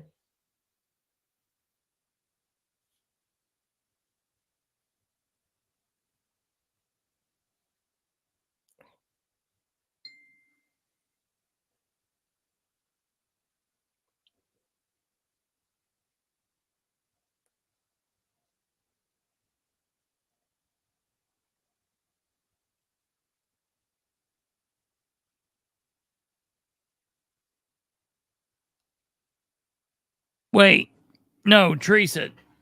So answer me this. This is what I need. This is what I need you to. This is what I need you to tell me. All right. So, okay. All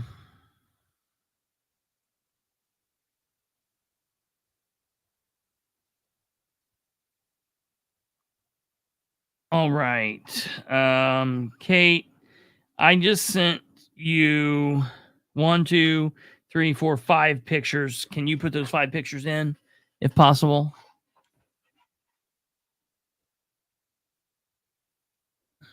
So just so everybody knows, this was the total confusion of what went on for 90 some minutes. Yeah, I mean these meetings should last very short a period of time.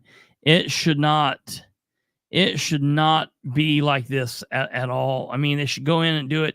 This should be very easy. They should allow the public to do what they need to do. It shouldn't be. This is nuts. I mean, this is what they're doing. Like like you said, it's the confusion. And then what they want to do is they make this confusion the fault of Katherine and Rebecca and Sean and Larry and everybody. And we're still we've not even talked about the big elephant in the room. And No, people are no asking a lot. And this to me, this is true Operation Chaos. Yeah. So, all right. So I'm going to show you the thing that Teresa sent here in a minute. This is what the election ballots look like in Delaware County and basically every other county I've ever been involved with. So I'm going to ask you a question here in a minute. This is what it looks like. This is the front of it. And you see how up there it says official ballot. And then it says 193, 194, 195. You see it? And then it's got down here, it's got 2 initials. It's got the Democrat initials and the Republican initials. It's supposed to have both of those on there. Okay, that's it. All right. I'm going to show you the flip side of that ballot, which looks like this. Okay. And so then it's got up here where there's a pencil lying across this ballot. All right. There's that. All right. And then the thing down here where there's the red line, and then there's a couple of them circled in, that shows you what precinct you're in. Okay. That's what we get in Delaware County. And that's what every ballot looks like that I've ever been involved with in early voting. This is what she sent me in Madison County. So this is what Teresa just sent. So Teresa, are you saying that you actually make your mark on this piece of paper, or do you use this piece of paper to make your mark on this? Which way is it? And Kate, can you come up here real quick? Here you go. I'm going to send you something, Chris. All right, send that here. I've got to go use the restroom real quick. I got to go pee. I'll be right back. You guys talk amongst yourself. I'll be right back. All right. Kate, I just sent you, look at this ballot that was just sent to me. And this is what they're getting, and it matches Teresa's. All right, let me get that pulled up here for you. All righty. I'm working on it. It takes me a second, but I'm usually pretty speedy. So we'll get that added up here for you, Katherine. Okay, so our ballots look a lot different than yours. And our ballots, this is what a mail-in ballot looks like. This is what a mail-in ballot. Now, maybe you can clarify something for me, Kate, because I was told if I send for a mail-in ballot, that if I decide not to vote with the mail-in ballot, the mark is made on the actual ballot by the name of the candidate. And it's this ballot, correct, Lisa? This is the absentee ballot. So I was told if I get one of these in the mail and I forget and I want to go in and vote on election day, I can only come in after 3 o'clock with that and place my vote. I don't know about the after 3 o'clock thing. You That's need to what bring in the one that they mailed you. Yep, that's what they said to me. I mean, it's on there. I'd have to go find the timestamp, but that's exactly what they told me. Why would you have to wait until after 3 o'clock to go vote? Your guess is as good as mine. I said after 3 o'clock. I mean, what if I worked evening shift and I have to go in at 3? So if that's the case, I can't imagine what they're teaching these people in their class before they have to go to the poll sites. Now, Teresa Smock has worked in the polls. Maybe she knows if there's a time limit when somebody can come in with their absentee ballot and vote on the day of election. I don't know, but that's what they said in this hearing. Well, it's been years since I did an absentee ballot. It's been a decade. Mm-hmm. That's what mine looked like. We got it in the mail and it had the... Just like this? No. Yeah. No. Mine did. But the last time we voted, we were in Germany. Wait, so yours look like what is on the screen now, or yours look like this? The absentee ballot we got looks like what was on the screen previously and Here? came with a punch card. Yeah. I think that's all there is. No punch card. This is it. So, okay. So here's what my pledge is for everybody that's watching this right now. On Tuesday, I'm going to the Madison County meeting. So let me look at my calendar here real quick. I got to tell you something, Chris. Yeah. It's a big secret. Okay. Yep. When you go to the county building, now Madison County, if you go to the county building, I want you to listen to me. Usually they have these sample ballots on the wall and it says sample across them. Yeah. Doesn't say you can't take a picture. Yeah. They don't stop us from taking a picture. Yeah. But you're using these same ballots in here and now I can't take a picture. Yeah. I do not understand. I've got pictures of that wall from the primary and they're right there. Completely freaking stupid. Nobody's guarding the ballots. Nobody's overseeing the ballots. They're just on the wall for the people to look at. You want to take a picture? Take a picture. As a matter of fact, people even asked Heather Bailey for sample ballots and they were given. Yeah. And we worked the polls with those sample ballots. Yeah. I just helped my grandparents. I just helped my grandparents vote last week. And so what you're given, man. So you get a big envelope, okay? You get a big manila envelope, and in this picture, you can see it in the background. It's that manila envelope back there, okay? Let me get this thing off the screen. It's this big, and it's about that thing, and you tear it open, and inside of it, it's got this little packet, okay? Now, do you see the thing down here that says number 8, number 9, number 11? Number 11 says Andrew Yang. Number 10 says Joseph Biden. This is a ballot from 2020. Hey, Andrew Yang is probably Chinese. Yeah, I'm sure he is. I'm sure he is. I'm Japanese. Right. So that is the thing that you use, and you look at that and you correspond the number. So what you do is you look at that paper ballot that's got like 4 or 5 pages stapled together, and it goes down and it says, do you want a straight party vote? If you want to vote straight Republican, you fill in on your Scantron over here. Everybody, when I say Scantron, everybody knows what a Scantron is, right? This is a Scantron. We used to take tests in school with it, and you make your mark heavy and dark, fill in the circle, okay? So when you go in and vote, okay, when you get these in Delaware County, you look at the thing, and then you make your mark, and then when you do that, you take this ballot that you're looking at, you turn it over, you make sure that it's got both the Republican and the Democrat signatures or initials on the ballot. Then you put it inside of another envelope, and that's what you turn in. Okay. Now in Delaware County and Henry County and Randolph County and every other county that I've been involved with besides Madison County, you could get a mail-in ballot. And if you decide not to do it, you can take that mail-in ballot to voting day and give it to them and say, hey, I want to do a regular walk-in ballot, and they'll take it. All right.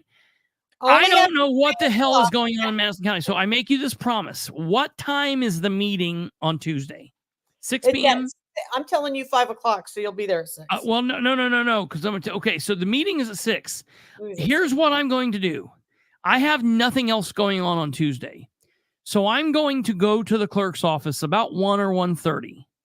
And I'm going to have them walk me through what they do in walk-ins. I'm going to have them walk me through what they do for mail-in. And I'm going to have them walk me through what happens on election day so I can get understanding. So if you're watching this and you're confused by what we're saying, you're confused by what's really going on, if you will come back and you will watch Tuesday night's show, Katherine and I will be on Tuesday night show, unless we're in jail. We will be on, and we'll go live eventually, but it just might be later than 9. Because if I go to jail and get out at midnight, I'm going live, I promise. I'll have him on Facebook Live, though. I'll go over to the jail. Yeah. I will tell you all what I learn from the clerk's office on Tuesday.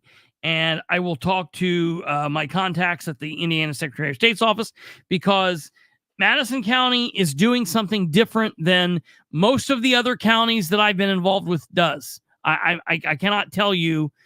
I cannot tell you what this shit is right here. This is crazy. Okay, I sent you a special treat in your inbox. That's what our envelopes look like. Okay. I want the people to know that I'm working hard for you.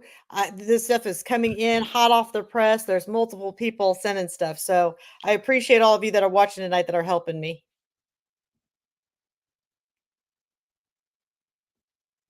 Let me make sure there's nothing on here.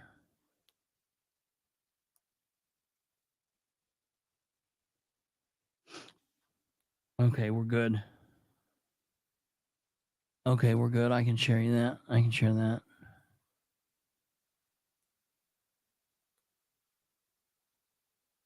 So you see that? Now, where are the two initials from the two parties?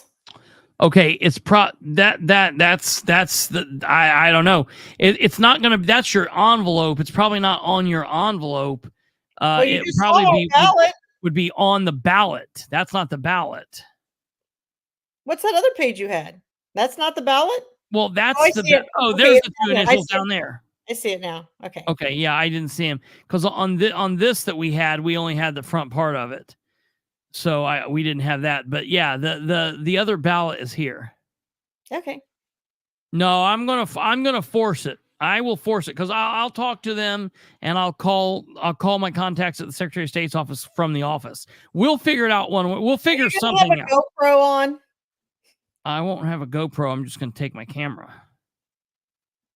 I don't have a GoPro. I might get arrested before we go to the meeting. Who knows? That's what I'm thinking.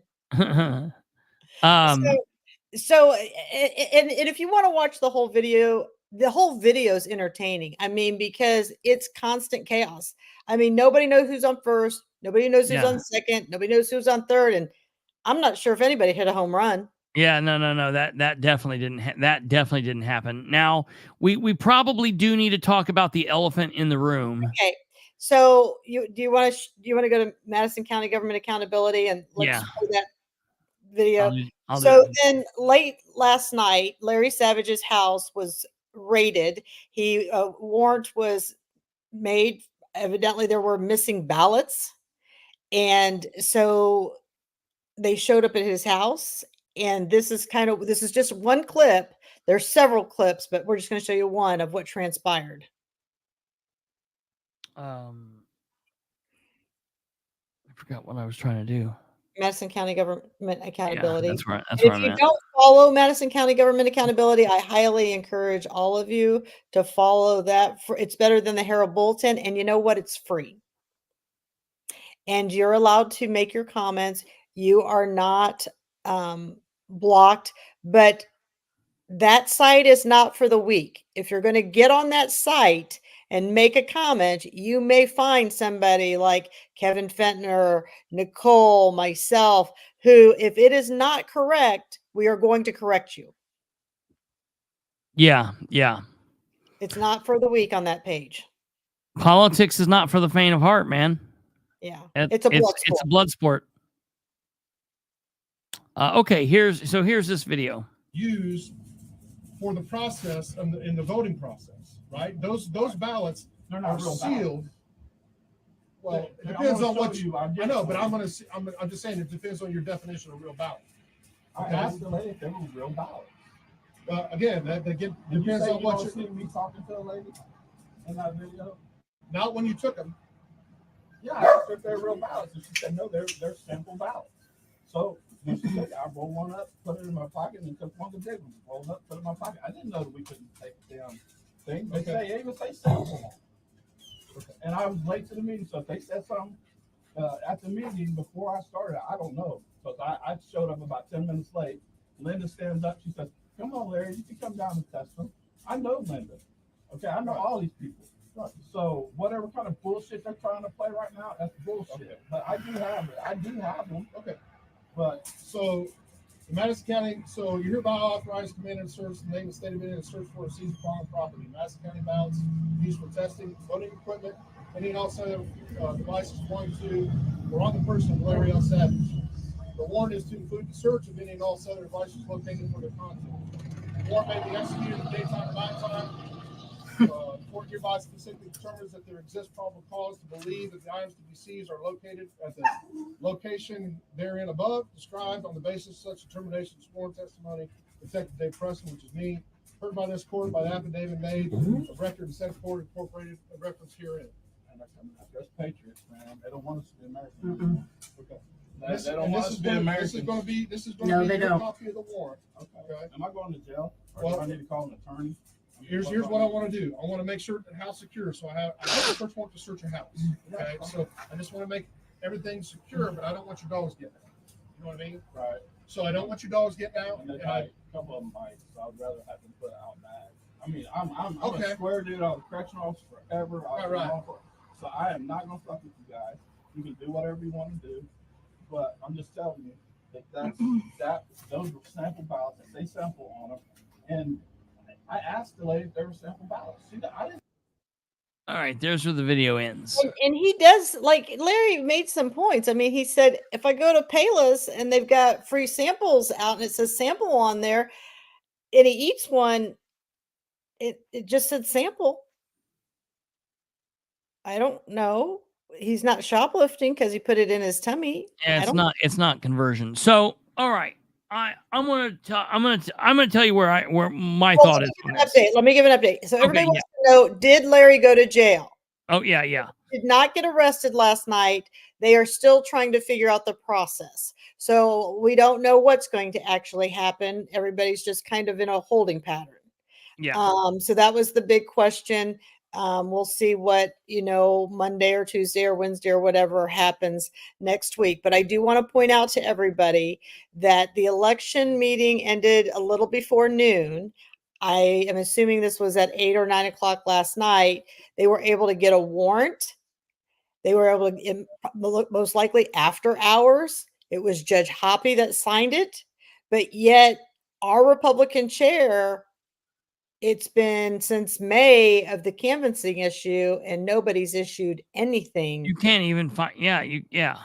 I mean, same with Steve Sumner's. He's out and doesn't even have a bond. Yeah. Right. Yeah. So this will be interesting to see how this transpires. Okay. And honestly, who's responsible for making sure all those items are in place? Why didn't somebody turn around and say, hey, we're missing ballots? So, does anybody in the room have one? I mean, they were over at this machine and they were, while I was feeding the thing, they're like, we're missing this. And so you wouldn't turn around and say, we just had people up here. Does anybody have one? Maybe there's a misunderstanding. These are not to be taken. If you have one, can you just bring one up here? Why couldn't they just go gently and knock on the door and say, hey, Larry, we're missing these ballots? And Lyndon knows Larry. She's got a cell phone. She couldn't have called him and say, hey, did you pick up those ballots? Now, here's the thing. If he would have said, no, I didn't take those, then you got a whole different situation on your hand. But nobody's even asking a question. Who's supposed to be controlling this room? Who's responsible for those ballots? And I'm going to tell you something. With as little people that were in there, it is very busy on election day. There are lines and lines of people coming in through those polls. If you cannot control that, you are the leader of this county for the election process, and you're losing things there. What is going on in our polls? Right. I mean, ultimately, it is their responsibility to know. I watched Miss Croom's video of Delaware County. At each one of your machines, a person was stationed the entire time. Right. So at what point is there some responsibility on the clerk and the people in that room? How many sheriffs did I have in that room? Yeah, right. I mean, you guys are more worried about a video camera and you're not worried about anything else. The Worried about the security process. The security of the election. Okay, so here's the thing. Larry knows who he is. Larry is a divisive guy. People, you either love Larry or you hate Larry, or whatever. People like him and they don't. It's most people involved with politics are divisive. It is what it is. 50% of the people are going to like it and 50% of the people aren't. It is what it is. Okay. I don't know Larry. I've only met him a handful of times. I've had a couple conversations with him. He's never done anything wrong by me. Every time anything with his name pops up, it's the first thing that happens with anybody that I've ever talked to. You get people who say, oh, I like him. He's a good guy. He'd give you the shirt off his back. And then you've got people that come on and be like, oh, he's a crook. He's not a good guy. He's just, I don't know. I have no clue. The bottom line, you're good guys, you're bad guys, the best people, the worst people. We all are Americans and we all have rights. So that's first and foremost. And if Larry has had a past or had a life or done whatever, and that is, everybody's got skeletons in the closet. If he's trying to better himself and better things, more power to him. Okay. Now, would I have walked into an election meeting room and would I have taken anything out of there, taken any kind of ballots or whatever? Absolutely not. I just wouldn't have done it. Okay. Because, and I'll tell you why. These people hate you, Katherine. They hate Larry. Oh. They hate me. They hate Sean. They hate Miss Crooms. They hate anybody that's speaking and that's holding them accountable. And they are itching to make us the bad guy. They are itching to silence us. That's the reason I was arrested for speaking in Winchester back in 2017. They wanted to make people like, oh, he's out of control. And what it did was it went the opposite way. It made me a martyr in that situation. And so that's what they're trying to do. And I'm telling you, people are like, wait a minute, why'd they take his phone? I'm going to tell you why they took his phone, because they're looking to see whatever else they can hang on him. They're trying to see, well, wait a minute. Was he talking to Katherine? Was he talking to Rebecca? Was he who, if they could get 2 for 1 on this, and I'm telling you, if they can hem anyone else up in the room in there, they will try to do it. Because if they could shut people up, they're going to. So when you're walking in our shoes, that's why you got it. I always say, don't give them a reason to shut you up, because they are looking for it. And sometimes they'll cheat. and they'll lie and they'll make things up. So if they're gonna play over the line, we got to walk extra carefully because we don't want to give them any reason to do that. Now, that being said, I don't believe whatever you think about Larry, whatever you like him, you don't like him. I don't.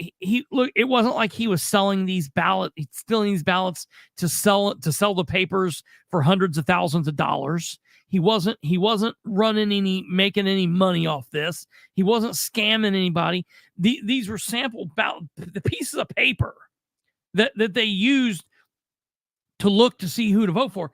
It's not like he's going to turn in 2 sheets of paper and affect the election. All right. Now I'm going to tell you, they're going to try to get him. The reason they haven't arrested him is because they're looking to see what they can make stick. They're trying to see if they can get him for election tampering or what. Because look, you know what they got to do? All they got to do is they got to charge him with a felony. That then say they charge him with 3 or 4 felonies. And they run him out of money, and they say finally at the very end of this, after a couple of years of jacking around, they get him to plead to a felony, and they say, okay, all you got to do is you can plead to a felony, and after 6 months, it will reduce to a misdemeanor. Okay, no harm, no foul. But you know what happens at that point? He can no longer run for office again. He can vote. But once you've been you got to be charged with a felony, and then you've got to be convicted of a felony. But even if the felony reduces to a misdemeanor, you then cannot run unless it's expunged. So he would have to go through the process of waiting 6 to 8 years, 10 years to then be able to get it to expunge. So they're going to, if they can, they are going to do whatever they can to stop him from being involved in this process. And then I have a question additionally to that. He is currently a PC, is he not? He is. He is. Yep. What would happen to his position as PC? It would knock him out of being a PC. Absolutely. Well, and I will tell you, people can love Larry. I've heard it all day. My phone has blown up about Larry all day long. Okay. And people are like, you got to be careful, Larry. Here's the deal. The process is broken. Larry shows up. What? There were 6 constituents out of 130,000 people in Madison County. Larry showed up. Do I agree with what Larry did? Absolutely not. Right? But this wasn't my show. This was the responsibility of the elected people in that room. They should have looked at the crowd and said, nobody is leaving this room until somebody gives me a ballot. They could have saved time. They could have saved a judge order. What they're doing is well heavy-handed. That exactly. Linda could have called him and he would have ran those back up and he could have been like, Linda, I thought this. So what they're doing with the heavy police show of force and all that. I mean, I'm telling you people to look at what's going on there. They don't want us there on October 8th. Yeah. They don't want us there ever. Yeah. They want to go back to the way it was, where they are over here doing whatever they want while the whole county's asleep. Well, even if they do this, I don't think this is going to put anybody to sleep. I actually think there's going to be an outcry from the public. I think after what I saw today, I don't even know what we're up to on that post. But after what I've seen today, there is going to be an outcry. And, that's the biggest. Somebody just said, I'm watching your live video. You live in a castle. Yeah. But there's going to be such an outcry from the people because you just keep silencing everyone. Anybody who speaks up. So you can love Larry. You can hate Larry. But he does show up. Now, I'm not in agreement with what he did. But the people, need to show up too. Go ahead. Yeah, I mean, look, everybody at the end of the day is responsible for their own actions. and that falls on the elected officials. Linda's responsible for her actions. She's not responsible for Russ's. Russ isn't responsible for the Likens. They're all responsible for their own. Catherine's responsible for Katherine. I'm responsible for me. Larry's responsible for Larry.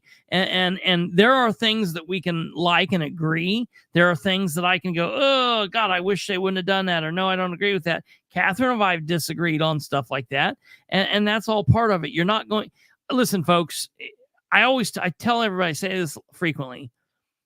Anyone that says, and I get people who come on and they'll say this, like, I agree with you 100%. And I would say, no, that's not true. No one agrees with anybody 100% of the time. You don't agree with your wife or your husband 100% of the time. You don't agree with your parents 100% of the time. Neither do you disagree with anyone 100% of the time. It's somewhere in the middle of there. And so we all just link up with people that are of the like mind. But there are things that people do that you're like, I wish they wouldn't do that or whatever. At the end of the day, though, they don't care. What they're doing is they are hoping that they can get Larry, and if they can paint Katherine with that, they will. If they can paint Rebecca with that, they will. And look at this. We took out 2 or 3 people with one shot. And it's ridiculous. It's bullshit. That's why we got to fight up against it, and we got to fight back. Now, I think that Larry, I don't think he was doing anything wrong. I don't think that there was any kind of crazy evil intent here. I don't think he had the criminal intent to do anything wrong. I think this was a dumb mistake, and I think they really overplayed their hand. Now, before we go from here. Well, and that video has been up less than 24 hours. We're getting right up on the 24-hour mark on that video. It's had 15.6 views, 15.6 thousand views. It's had 139 shares. My video of the election hearing, it's, I don't know, a day and a half, 4.6, so 4,600 views. And it's got a crazy amount of shares on it too. I mean, it's got 97 shares. I mean, and that doesn't include Miss Kroom's video. I know she's got a couple thousand going on hers. I know David Sargent's got a couple thousand going on his. So we've got, we're all engaging in somewhere different. We're all pulling. I mean, we've got Democrats in here. We've got Republicans. We've got Asian minorities. We've got, Black females. I mean, so we're pulling from all over. We're not just pulling from one throughout the county. So we're pulling from, the middle, the south, the north. So it's coming, and I don't know what we have in store until January, but I would say buckle up, because it's going to get even more interesting, because the quicker they move on Larry Savage, it is going to show all of us how deep the corruption is, because they haven't moved on Russ Willis. On top of that, his daughter is claiming a homestead in Madison County, but she's living with her new husband in farmland. And not only is she claiming a homestead in Madison County, she's claiming it as a disabled person. So she's getting even more of a relief. And here's the thing, people, you can say, I don't know, because that's all our clerk knows how to say. But my understanding is it appears that Kelly Willis, Russ Willis's daughter, is on disability from nothing more than the assessor's office in Larry Davis. So they know better. And that's really even worse. They know better. Yeah. So those are the things I want you to think about when we watch all of this transpire. If I were some of these people, we're in the middle of, it's almost like a civil war. Yeah. Yes. I mean, it is. Yeah. It's we the people, and then it is corruption. Yeah. But until more people show up at these meetings, and I'm hoping we have a great turnout. I don't care if you speak. What I care about is that you're filling a seat, and you're looking at these elected officials, and you're saying to them, you work for us. We are not happy. Our checks are smaller. Our utilities are rising. What are you doing? You're getting $9 million of ARPA funds. And what are you doing? You're building some park trail? Look at the water in Madison County. Where are our priorities? You're going to spend $110 million jail when you've got people who can't even, keep the lights on. Yeah. Give the taxpayers a break. Cut some costs from the jail. They could have built that jail where the mall is, where they already have a structure, where they already have a foundation. Well, no, we want to take prime farmland and put it in the back door of people's homes. So this is what happens. Elections have consequences. Hell yes. I know Gardner's going to win, but I'm telling you people right now, you're going to watch the entire county go bankrupt. By 2027-ish, this county is going to be on the verge of bankruptcy. I guarantee it, just looking at the numbers, and we will see if my prediction is correct. But I'm telling you, you have the most reckless people voted into office that you could ever see. And there's about 2 people who are financially responsible, one of them being Bethany Keller. But she doesn't hold the majority of the votes. She is only one person. And if you want to empower Bethany Keller, then you show up at those meetings. You show her you're out there. And when those people push back, you go to that podium and you push back and say, no, we elected 7 people on this board. 7. Ben Gale, I don't care if you're the president. You need to quiet your pie hole and let all 7 members speak. And that's what you need to realize. Ben is silencing the board members who we elected in there. That's why he has no problem silencing the public. Yes. And if he can't silence you, you saw it. Off with your head. Out the door you go. Yeah. That is the dictatorship we are in. Yeah, absolutely. And I can tell you, had Russ Willis been at this meeting, there would have been a terrible, terrible outcome that would have taken place. Well, that's what? At the election board meeting, it would have been a terrible outcome had Russ been present. Yeah. Well, absolutely. Yeah, I agree. Completely different one. And the mere fact that Linda and her clerk are calling the sheriffs and you know what's so sad? No, it's not sad. It's disgusting. Absolutely disgusting. We, the people, asked, show us state code. We asked, show us Indiana code. Well, she couldn't do that. Well, then who is your mentor? Who is leading you, Linda? Because whoever is, you're getting some bad advice. Right. And I read that board. Oh, that's right. There's a board outside the room before you walk in. Where did Linda station her person with a good 4x4 kind of like card table? Directly in front of that board where you really can't get up to see the board. Right. But I went up to the board. I stood and read the board. I didn't see anything. Miss Crooms didn't see anything. And you know what their answer is? Well, people will take things down from there and not put them back up. I don't think anybody wants your guys' notes like that. I can take a picture of it with my phone. I don't need to do all that. And the reason why I tell you this is because before I was walked out of that meeting, a couple of days before that, I was up there at another election board, and I had taken the picture of the code of conduct. That's right. I remember that. We only had 3 signatures. After Kristopher aired this show with me, it now has 4. They went and made a 4th. So you've got 3 members who don't agree with it, and you got 4. But you know what? You didn't update the date, guys. That is corruption. That is falsifying documents. That is the stuff that warrants should be placed on. That's the stuff that should be tried. And you know who's responsible for all that? That is Auditor Rick Gardner. He is the secretary for all that stuff. He is the keeper of the records, and he's going to go right back into the commissioners, and he's going to do even more damage to this. And county. now, and he wants to be a commissioner. He wants to be the executive of the county, and he's going to win because it's a red state. The only way he's not is if you get these 16,000 people who have viewed these videos who say, absolutely not, we're not voting for Rick Gardner. Yeah. Absolutely not. We're not voting for the swamp. Katherine Yeah. just said no to Green, no to Gardner, no to Culp. We're not doing Yeah. it. It's Okay? it's I'm very not telling easy. you to vote for a Democrat. I'm not telling you to vote for a Libertarian. I'm just telling you not to vote for corruption. That's what I'm telling you. And there's a difference. So don't say that I'm not respecting the Republican Party.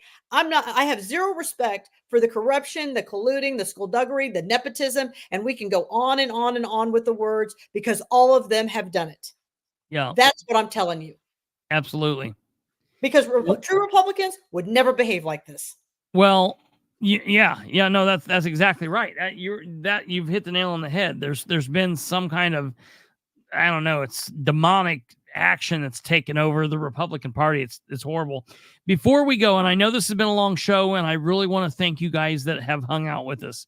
But before we go, I want to get it out here, and we need to do another show and talk about this more in depth. But just understand, we are going to smack these people. They are going to get what's coming to them as far as being wrong with the videoing, because I want to hit on this real quick, and I can't release where this came from, but there's been some people going back and forth with Luke Britt, and one email basically says, is it your opinion if an agency allows individuals close access to records used during the course of public meeting, the public is allowed to view those records with their eyes, but not take video or pictures of the records?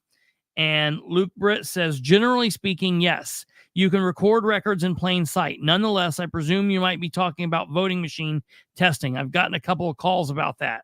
During a hearing of testing for voting machines, the public can inspect and scrutinize the tapes that come out in real time. But taking pics or video would defeat the purpose of the test materials sealing statute found at Indiana Code 311.13.26.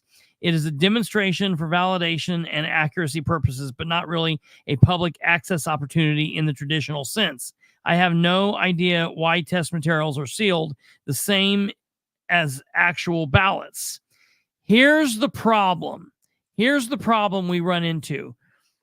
So what you just heard right there, Indiana Code 311.13.26 is supposed to be saying that they're supposed to seal all this shit up. All right.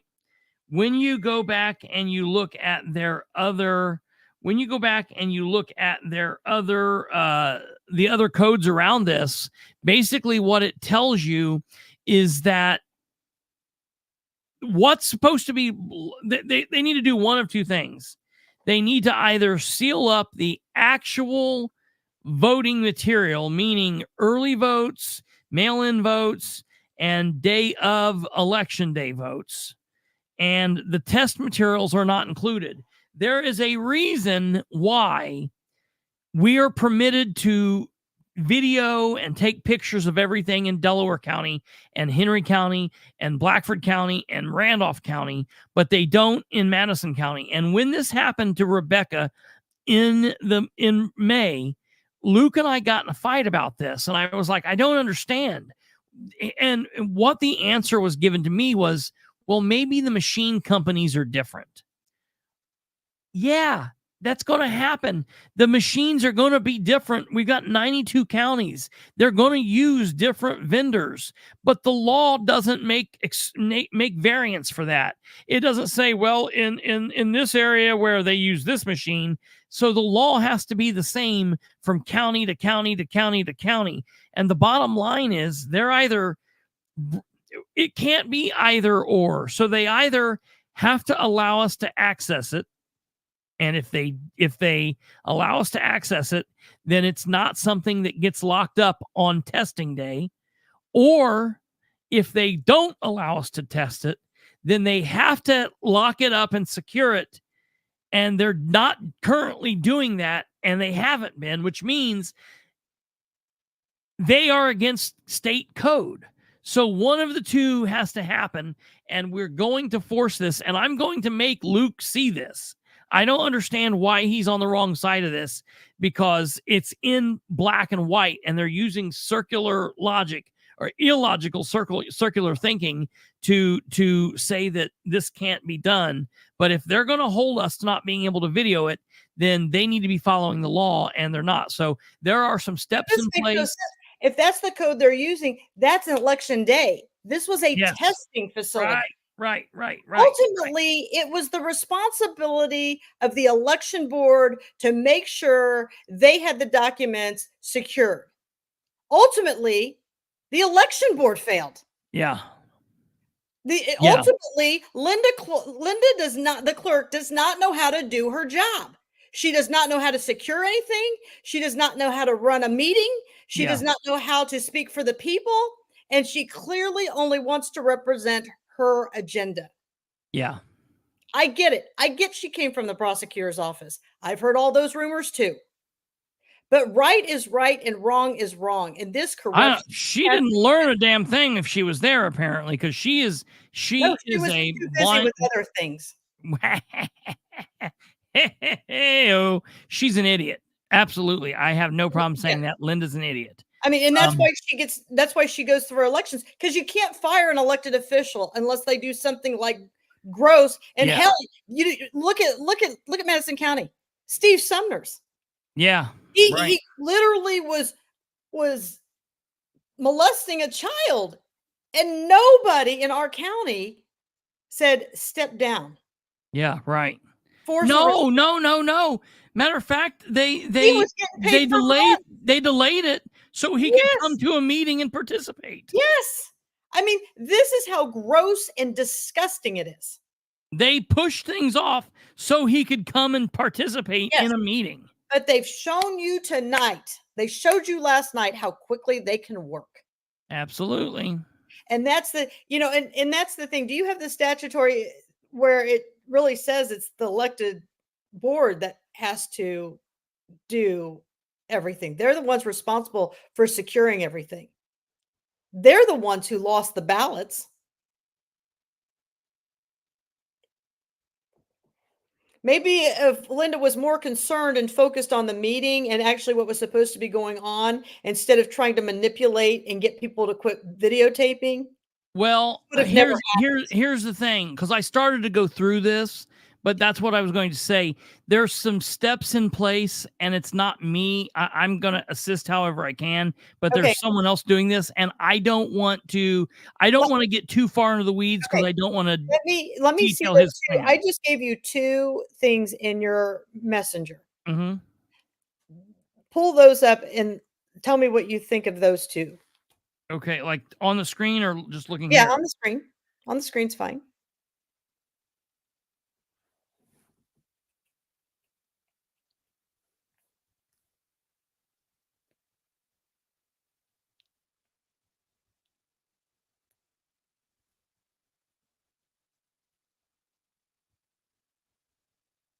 Oh, crap. Hold on here. Kate, is there any way you can help? Can you help me get this thing into overlays? Whatever we've got up here. Sorry. I don't know. Did she send it to you too? Or do I need to send it to you? I need to send it to her. I just sent it to you. I just sent it to you. I'm sending you two things. We're almost done here, people. And Kate, I'm so sorry about this. Hey, we had to do like 3 hours for the 300th episode. So that's like and who can do it better than you and I? Well, yeah, right. Yeah, no shit. If we had rainwater here, it would be the trifecta. He was earlier. While we're doing that, I normally don't dox people, but I am. This is going to probably make Katherine upset, but don't worry. Her Dobermans will protect her. I feel like I have to show a picture of her home. Here it is. Coming to us live from from the castle, from her stately manor. Well, with so many houses, I get to go from one place to the I have to move around a little bit.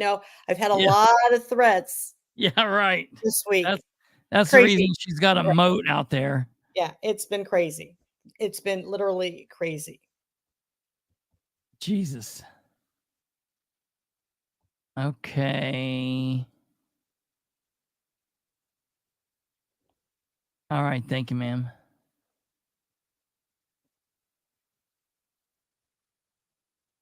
And okay. Here's one.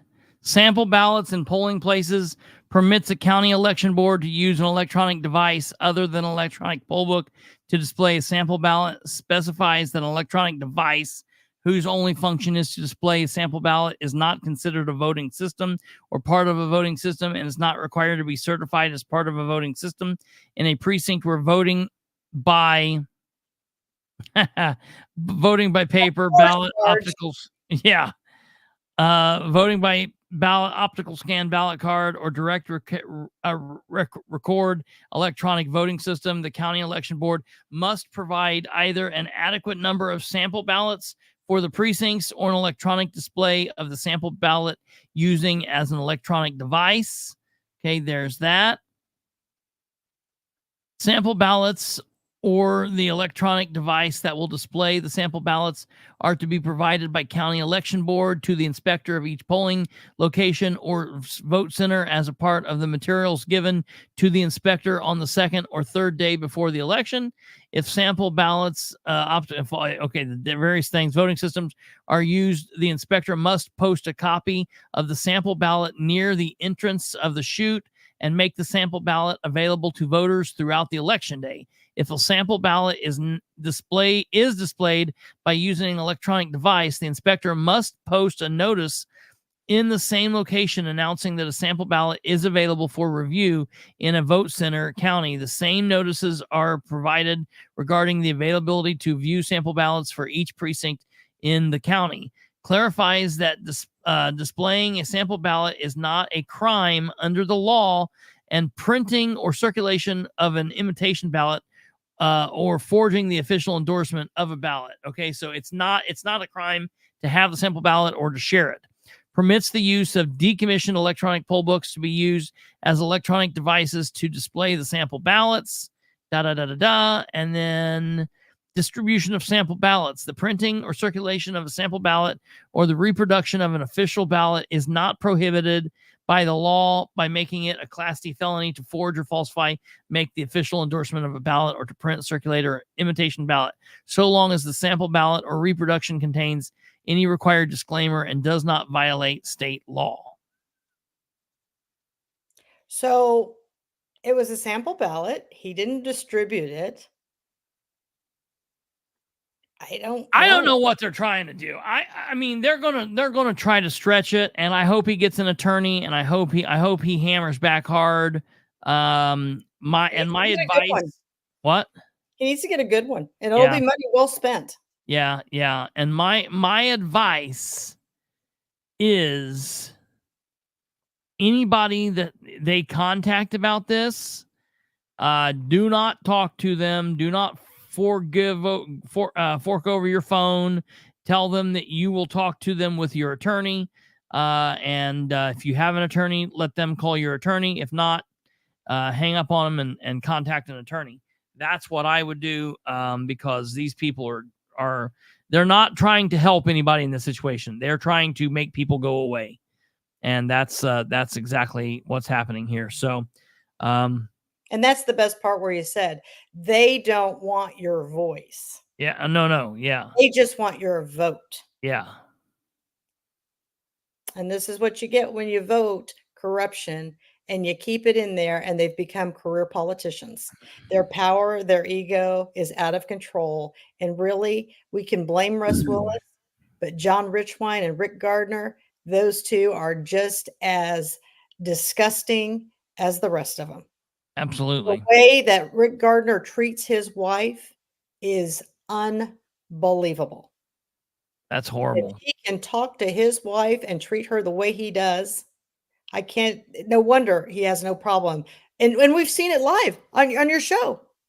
We've seen Richwine on your show misbehaving. That's the first time I ever really engaged with you, is you showing where Richwine is smacking the microphone. Yeah. My tax dollars paid for that, Mr. Richwine. Either respect the equipment or don't use it. Absolutely. But anyways, I can't appreciate, the people who've hung on with us tonight. Thank Yeah. you so much. There was a large volume of women on here. I do appreciate Sarge coming, Kevin coming. Yeah, I appreciate all you guys who have supported us through this. And this will be an interesting process as it rolls out. Yes. Mhm. Yeah, it's going to definitely be an interesting next week. I want to tell you guys, I apologize we didn't get to the Muncie stuff. We'll get to it. We'll get to it another evening. Basically, on Sunday, I will go over. Monday, there's a Muncie City Council meeting. We will get to on Sunday. We will go over the agenda, and I'll hit the Muncie stuff. On Sunday, we're going to start talking about the little change that we're going to start doing here, either nightly or every other night or something like that. I'll keep you guys posted about what's going to happen. But that'll come up Sunday, and we're getting close, folks. We're getting down to the nitty gritty. So, Katherine, I want to appreciate you coming on. So Sunday night we'll be back for episode 301. Sunday night we'll be back for episode 301. Monday night we will live stream a live on location Muncie City Council meeting. Audie and I will then be live Monday night. Tuesday we will do a live stream of the Madison County meeting. And so we'll get ready for that shit. And then we will do a live video that night. And it'll probably be a little bit later because I'll need to get home and have time to get home and do that. So we'll do that, and then we'll go from there. So you guys come back if you're interested in hearing what's going on with Madison County. Come back Tuesday night. If you just want to watch just to watch, because it's always good information, come back Sunday night. For all you Muncie people, we will talk about Muncie on Sunday and Monday, and we'll go from there. You guys have a wonderful rest of your weekend.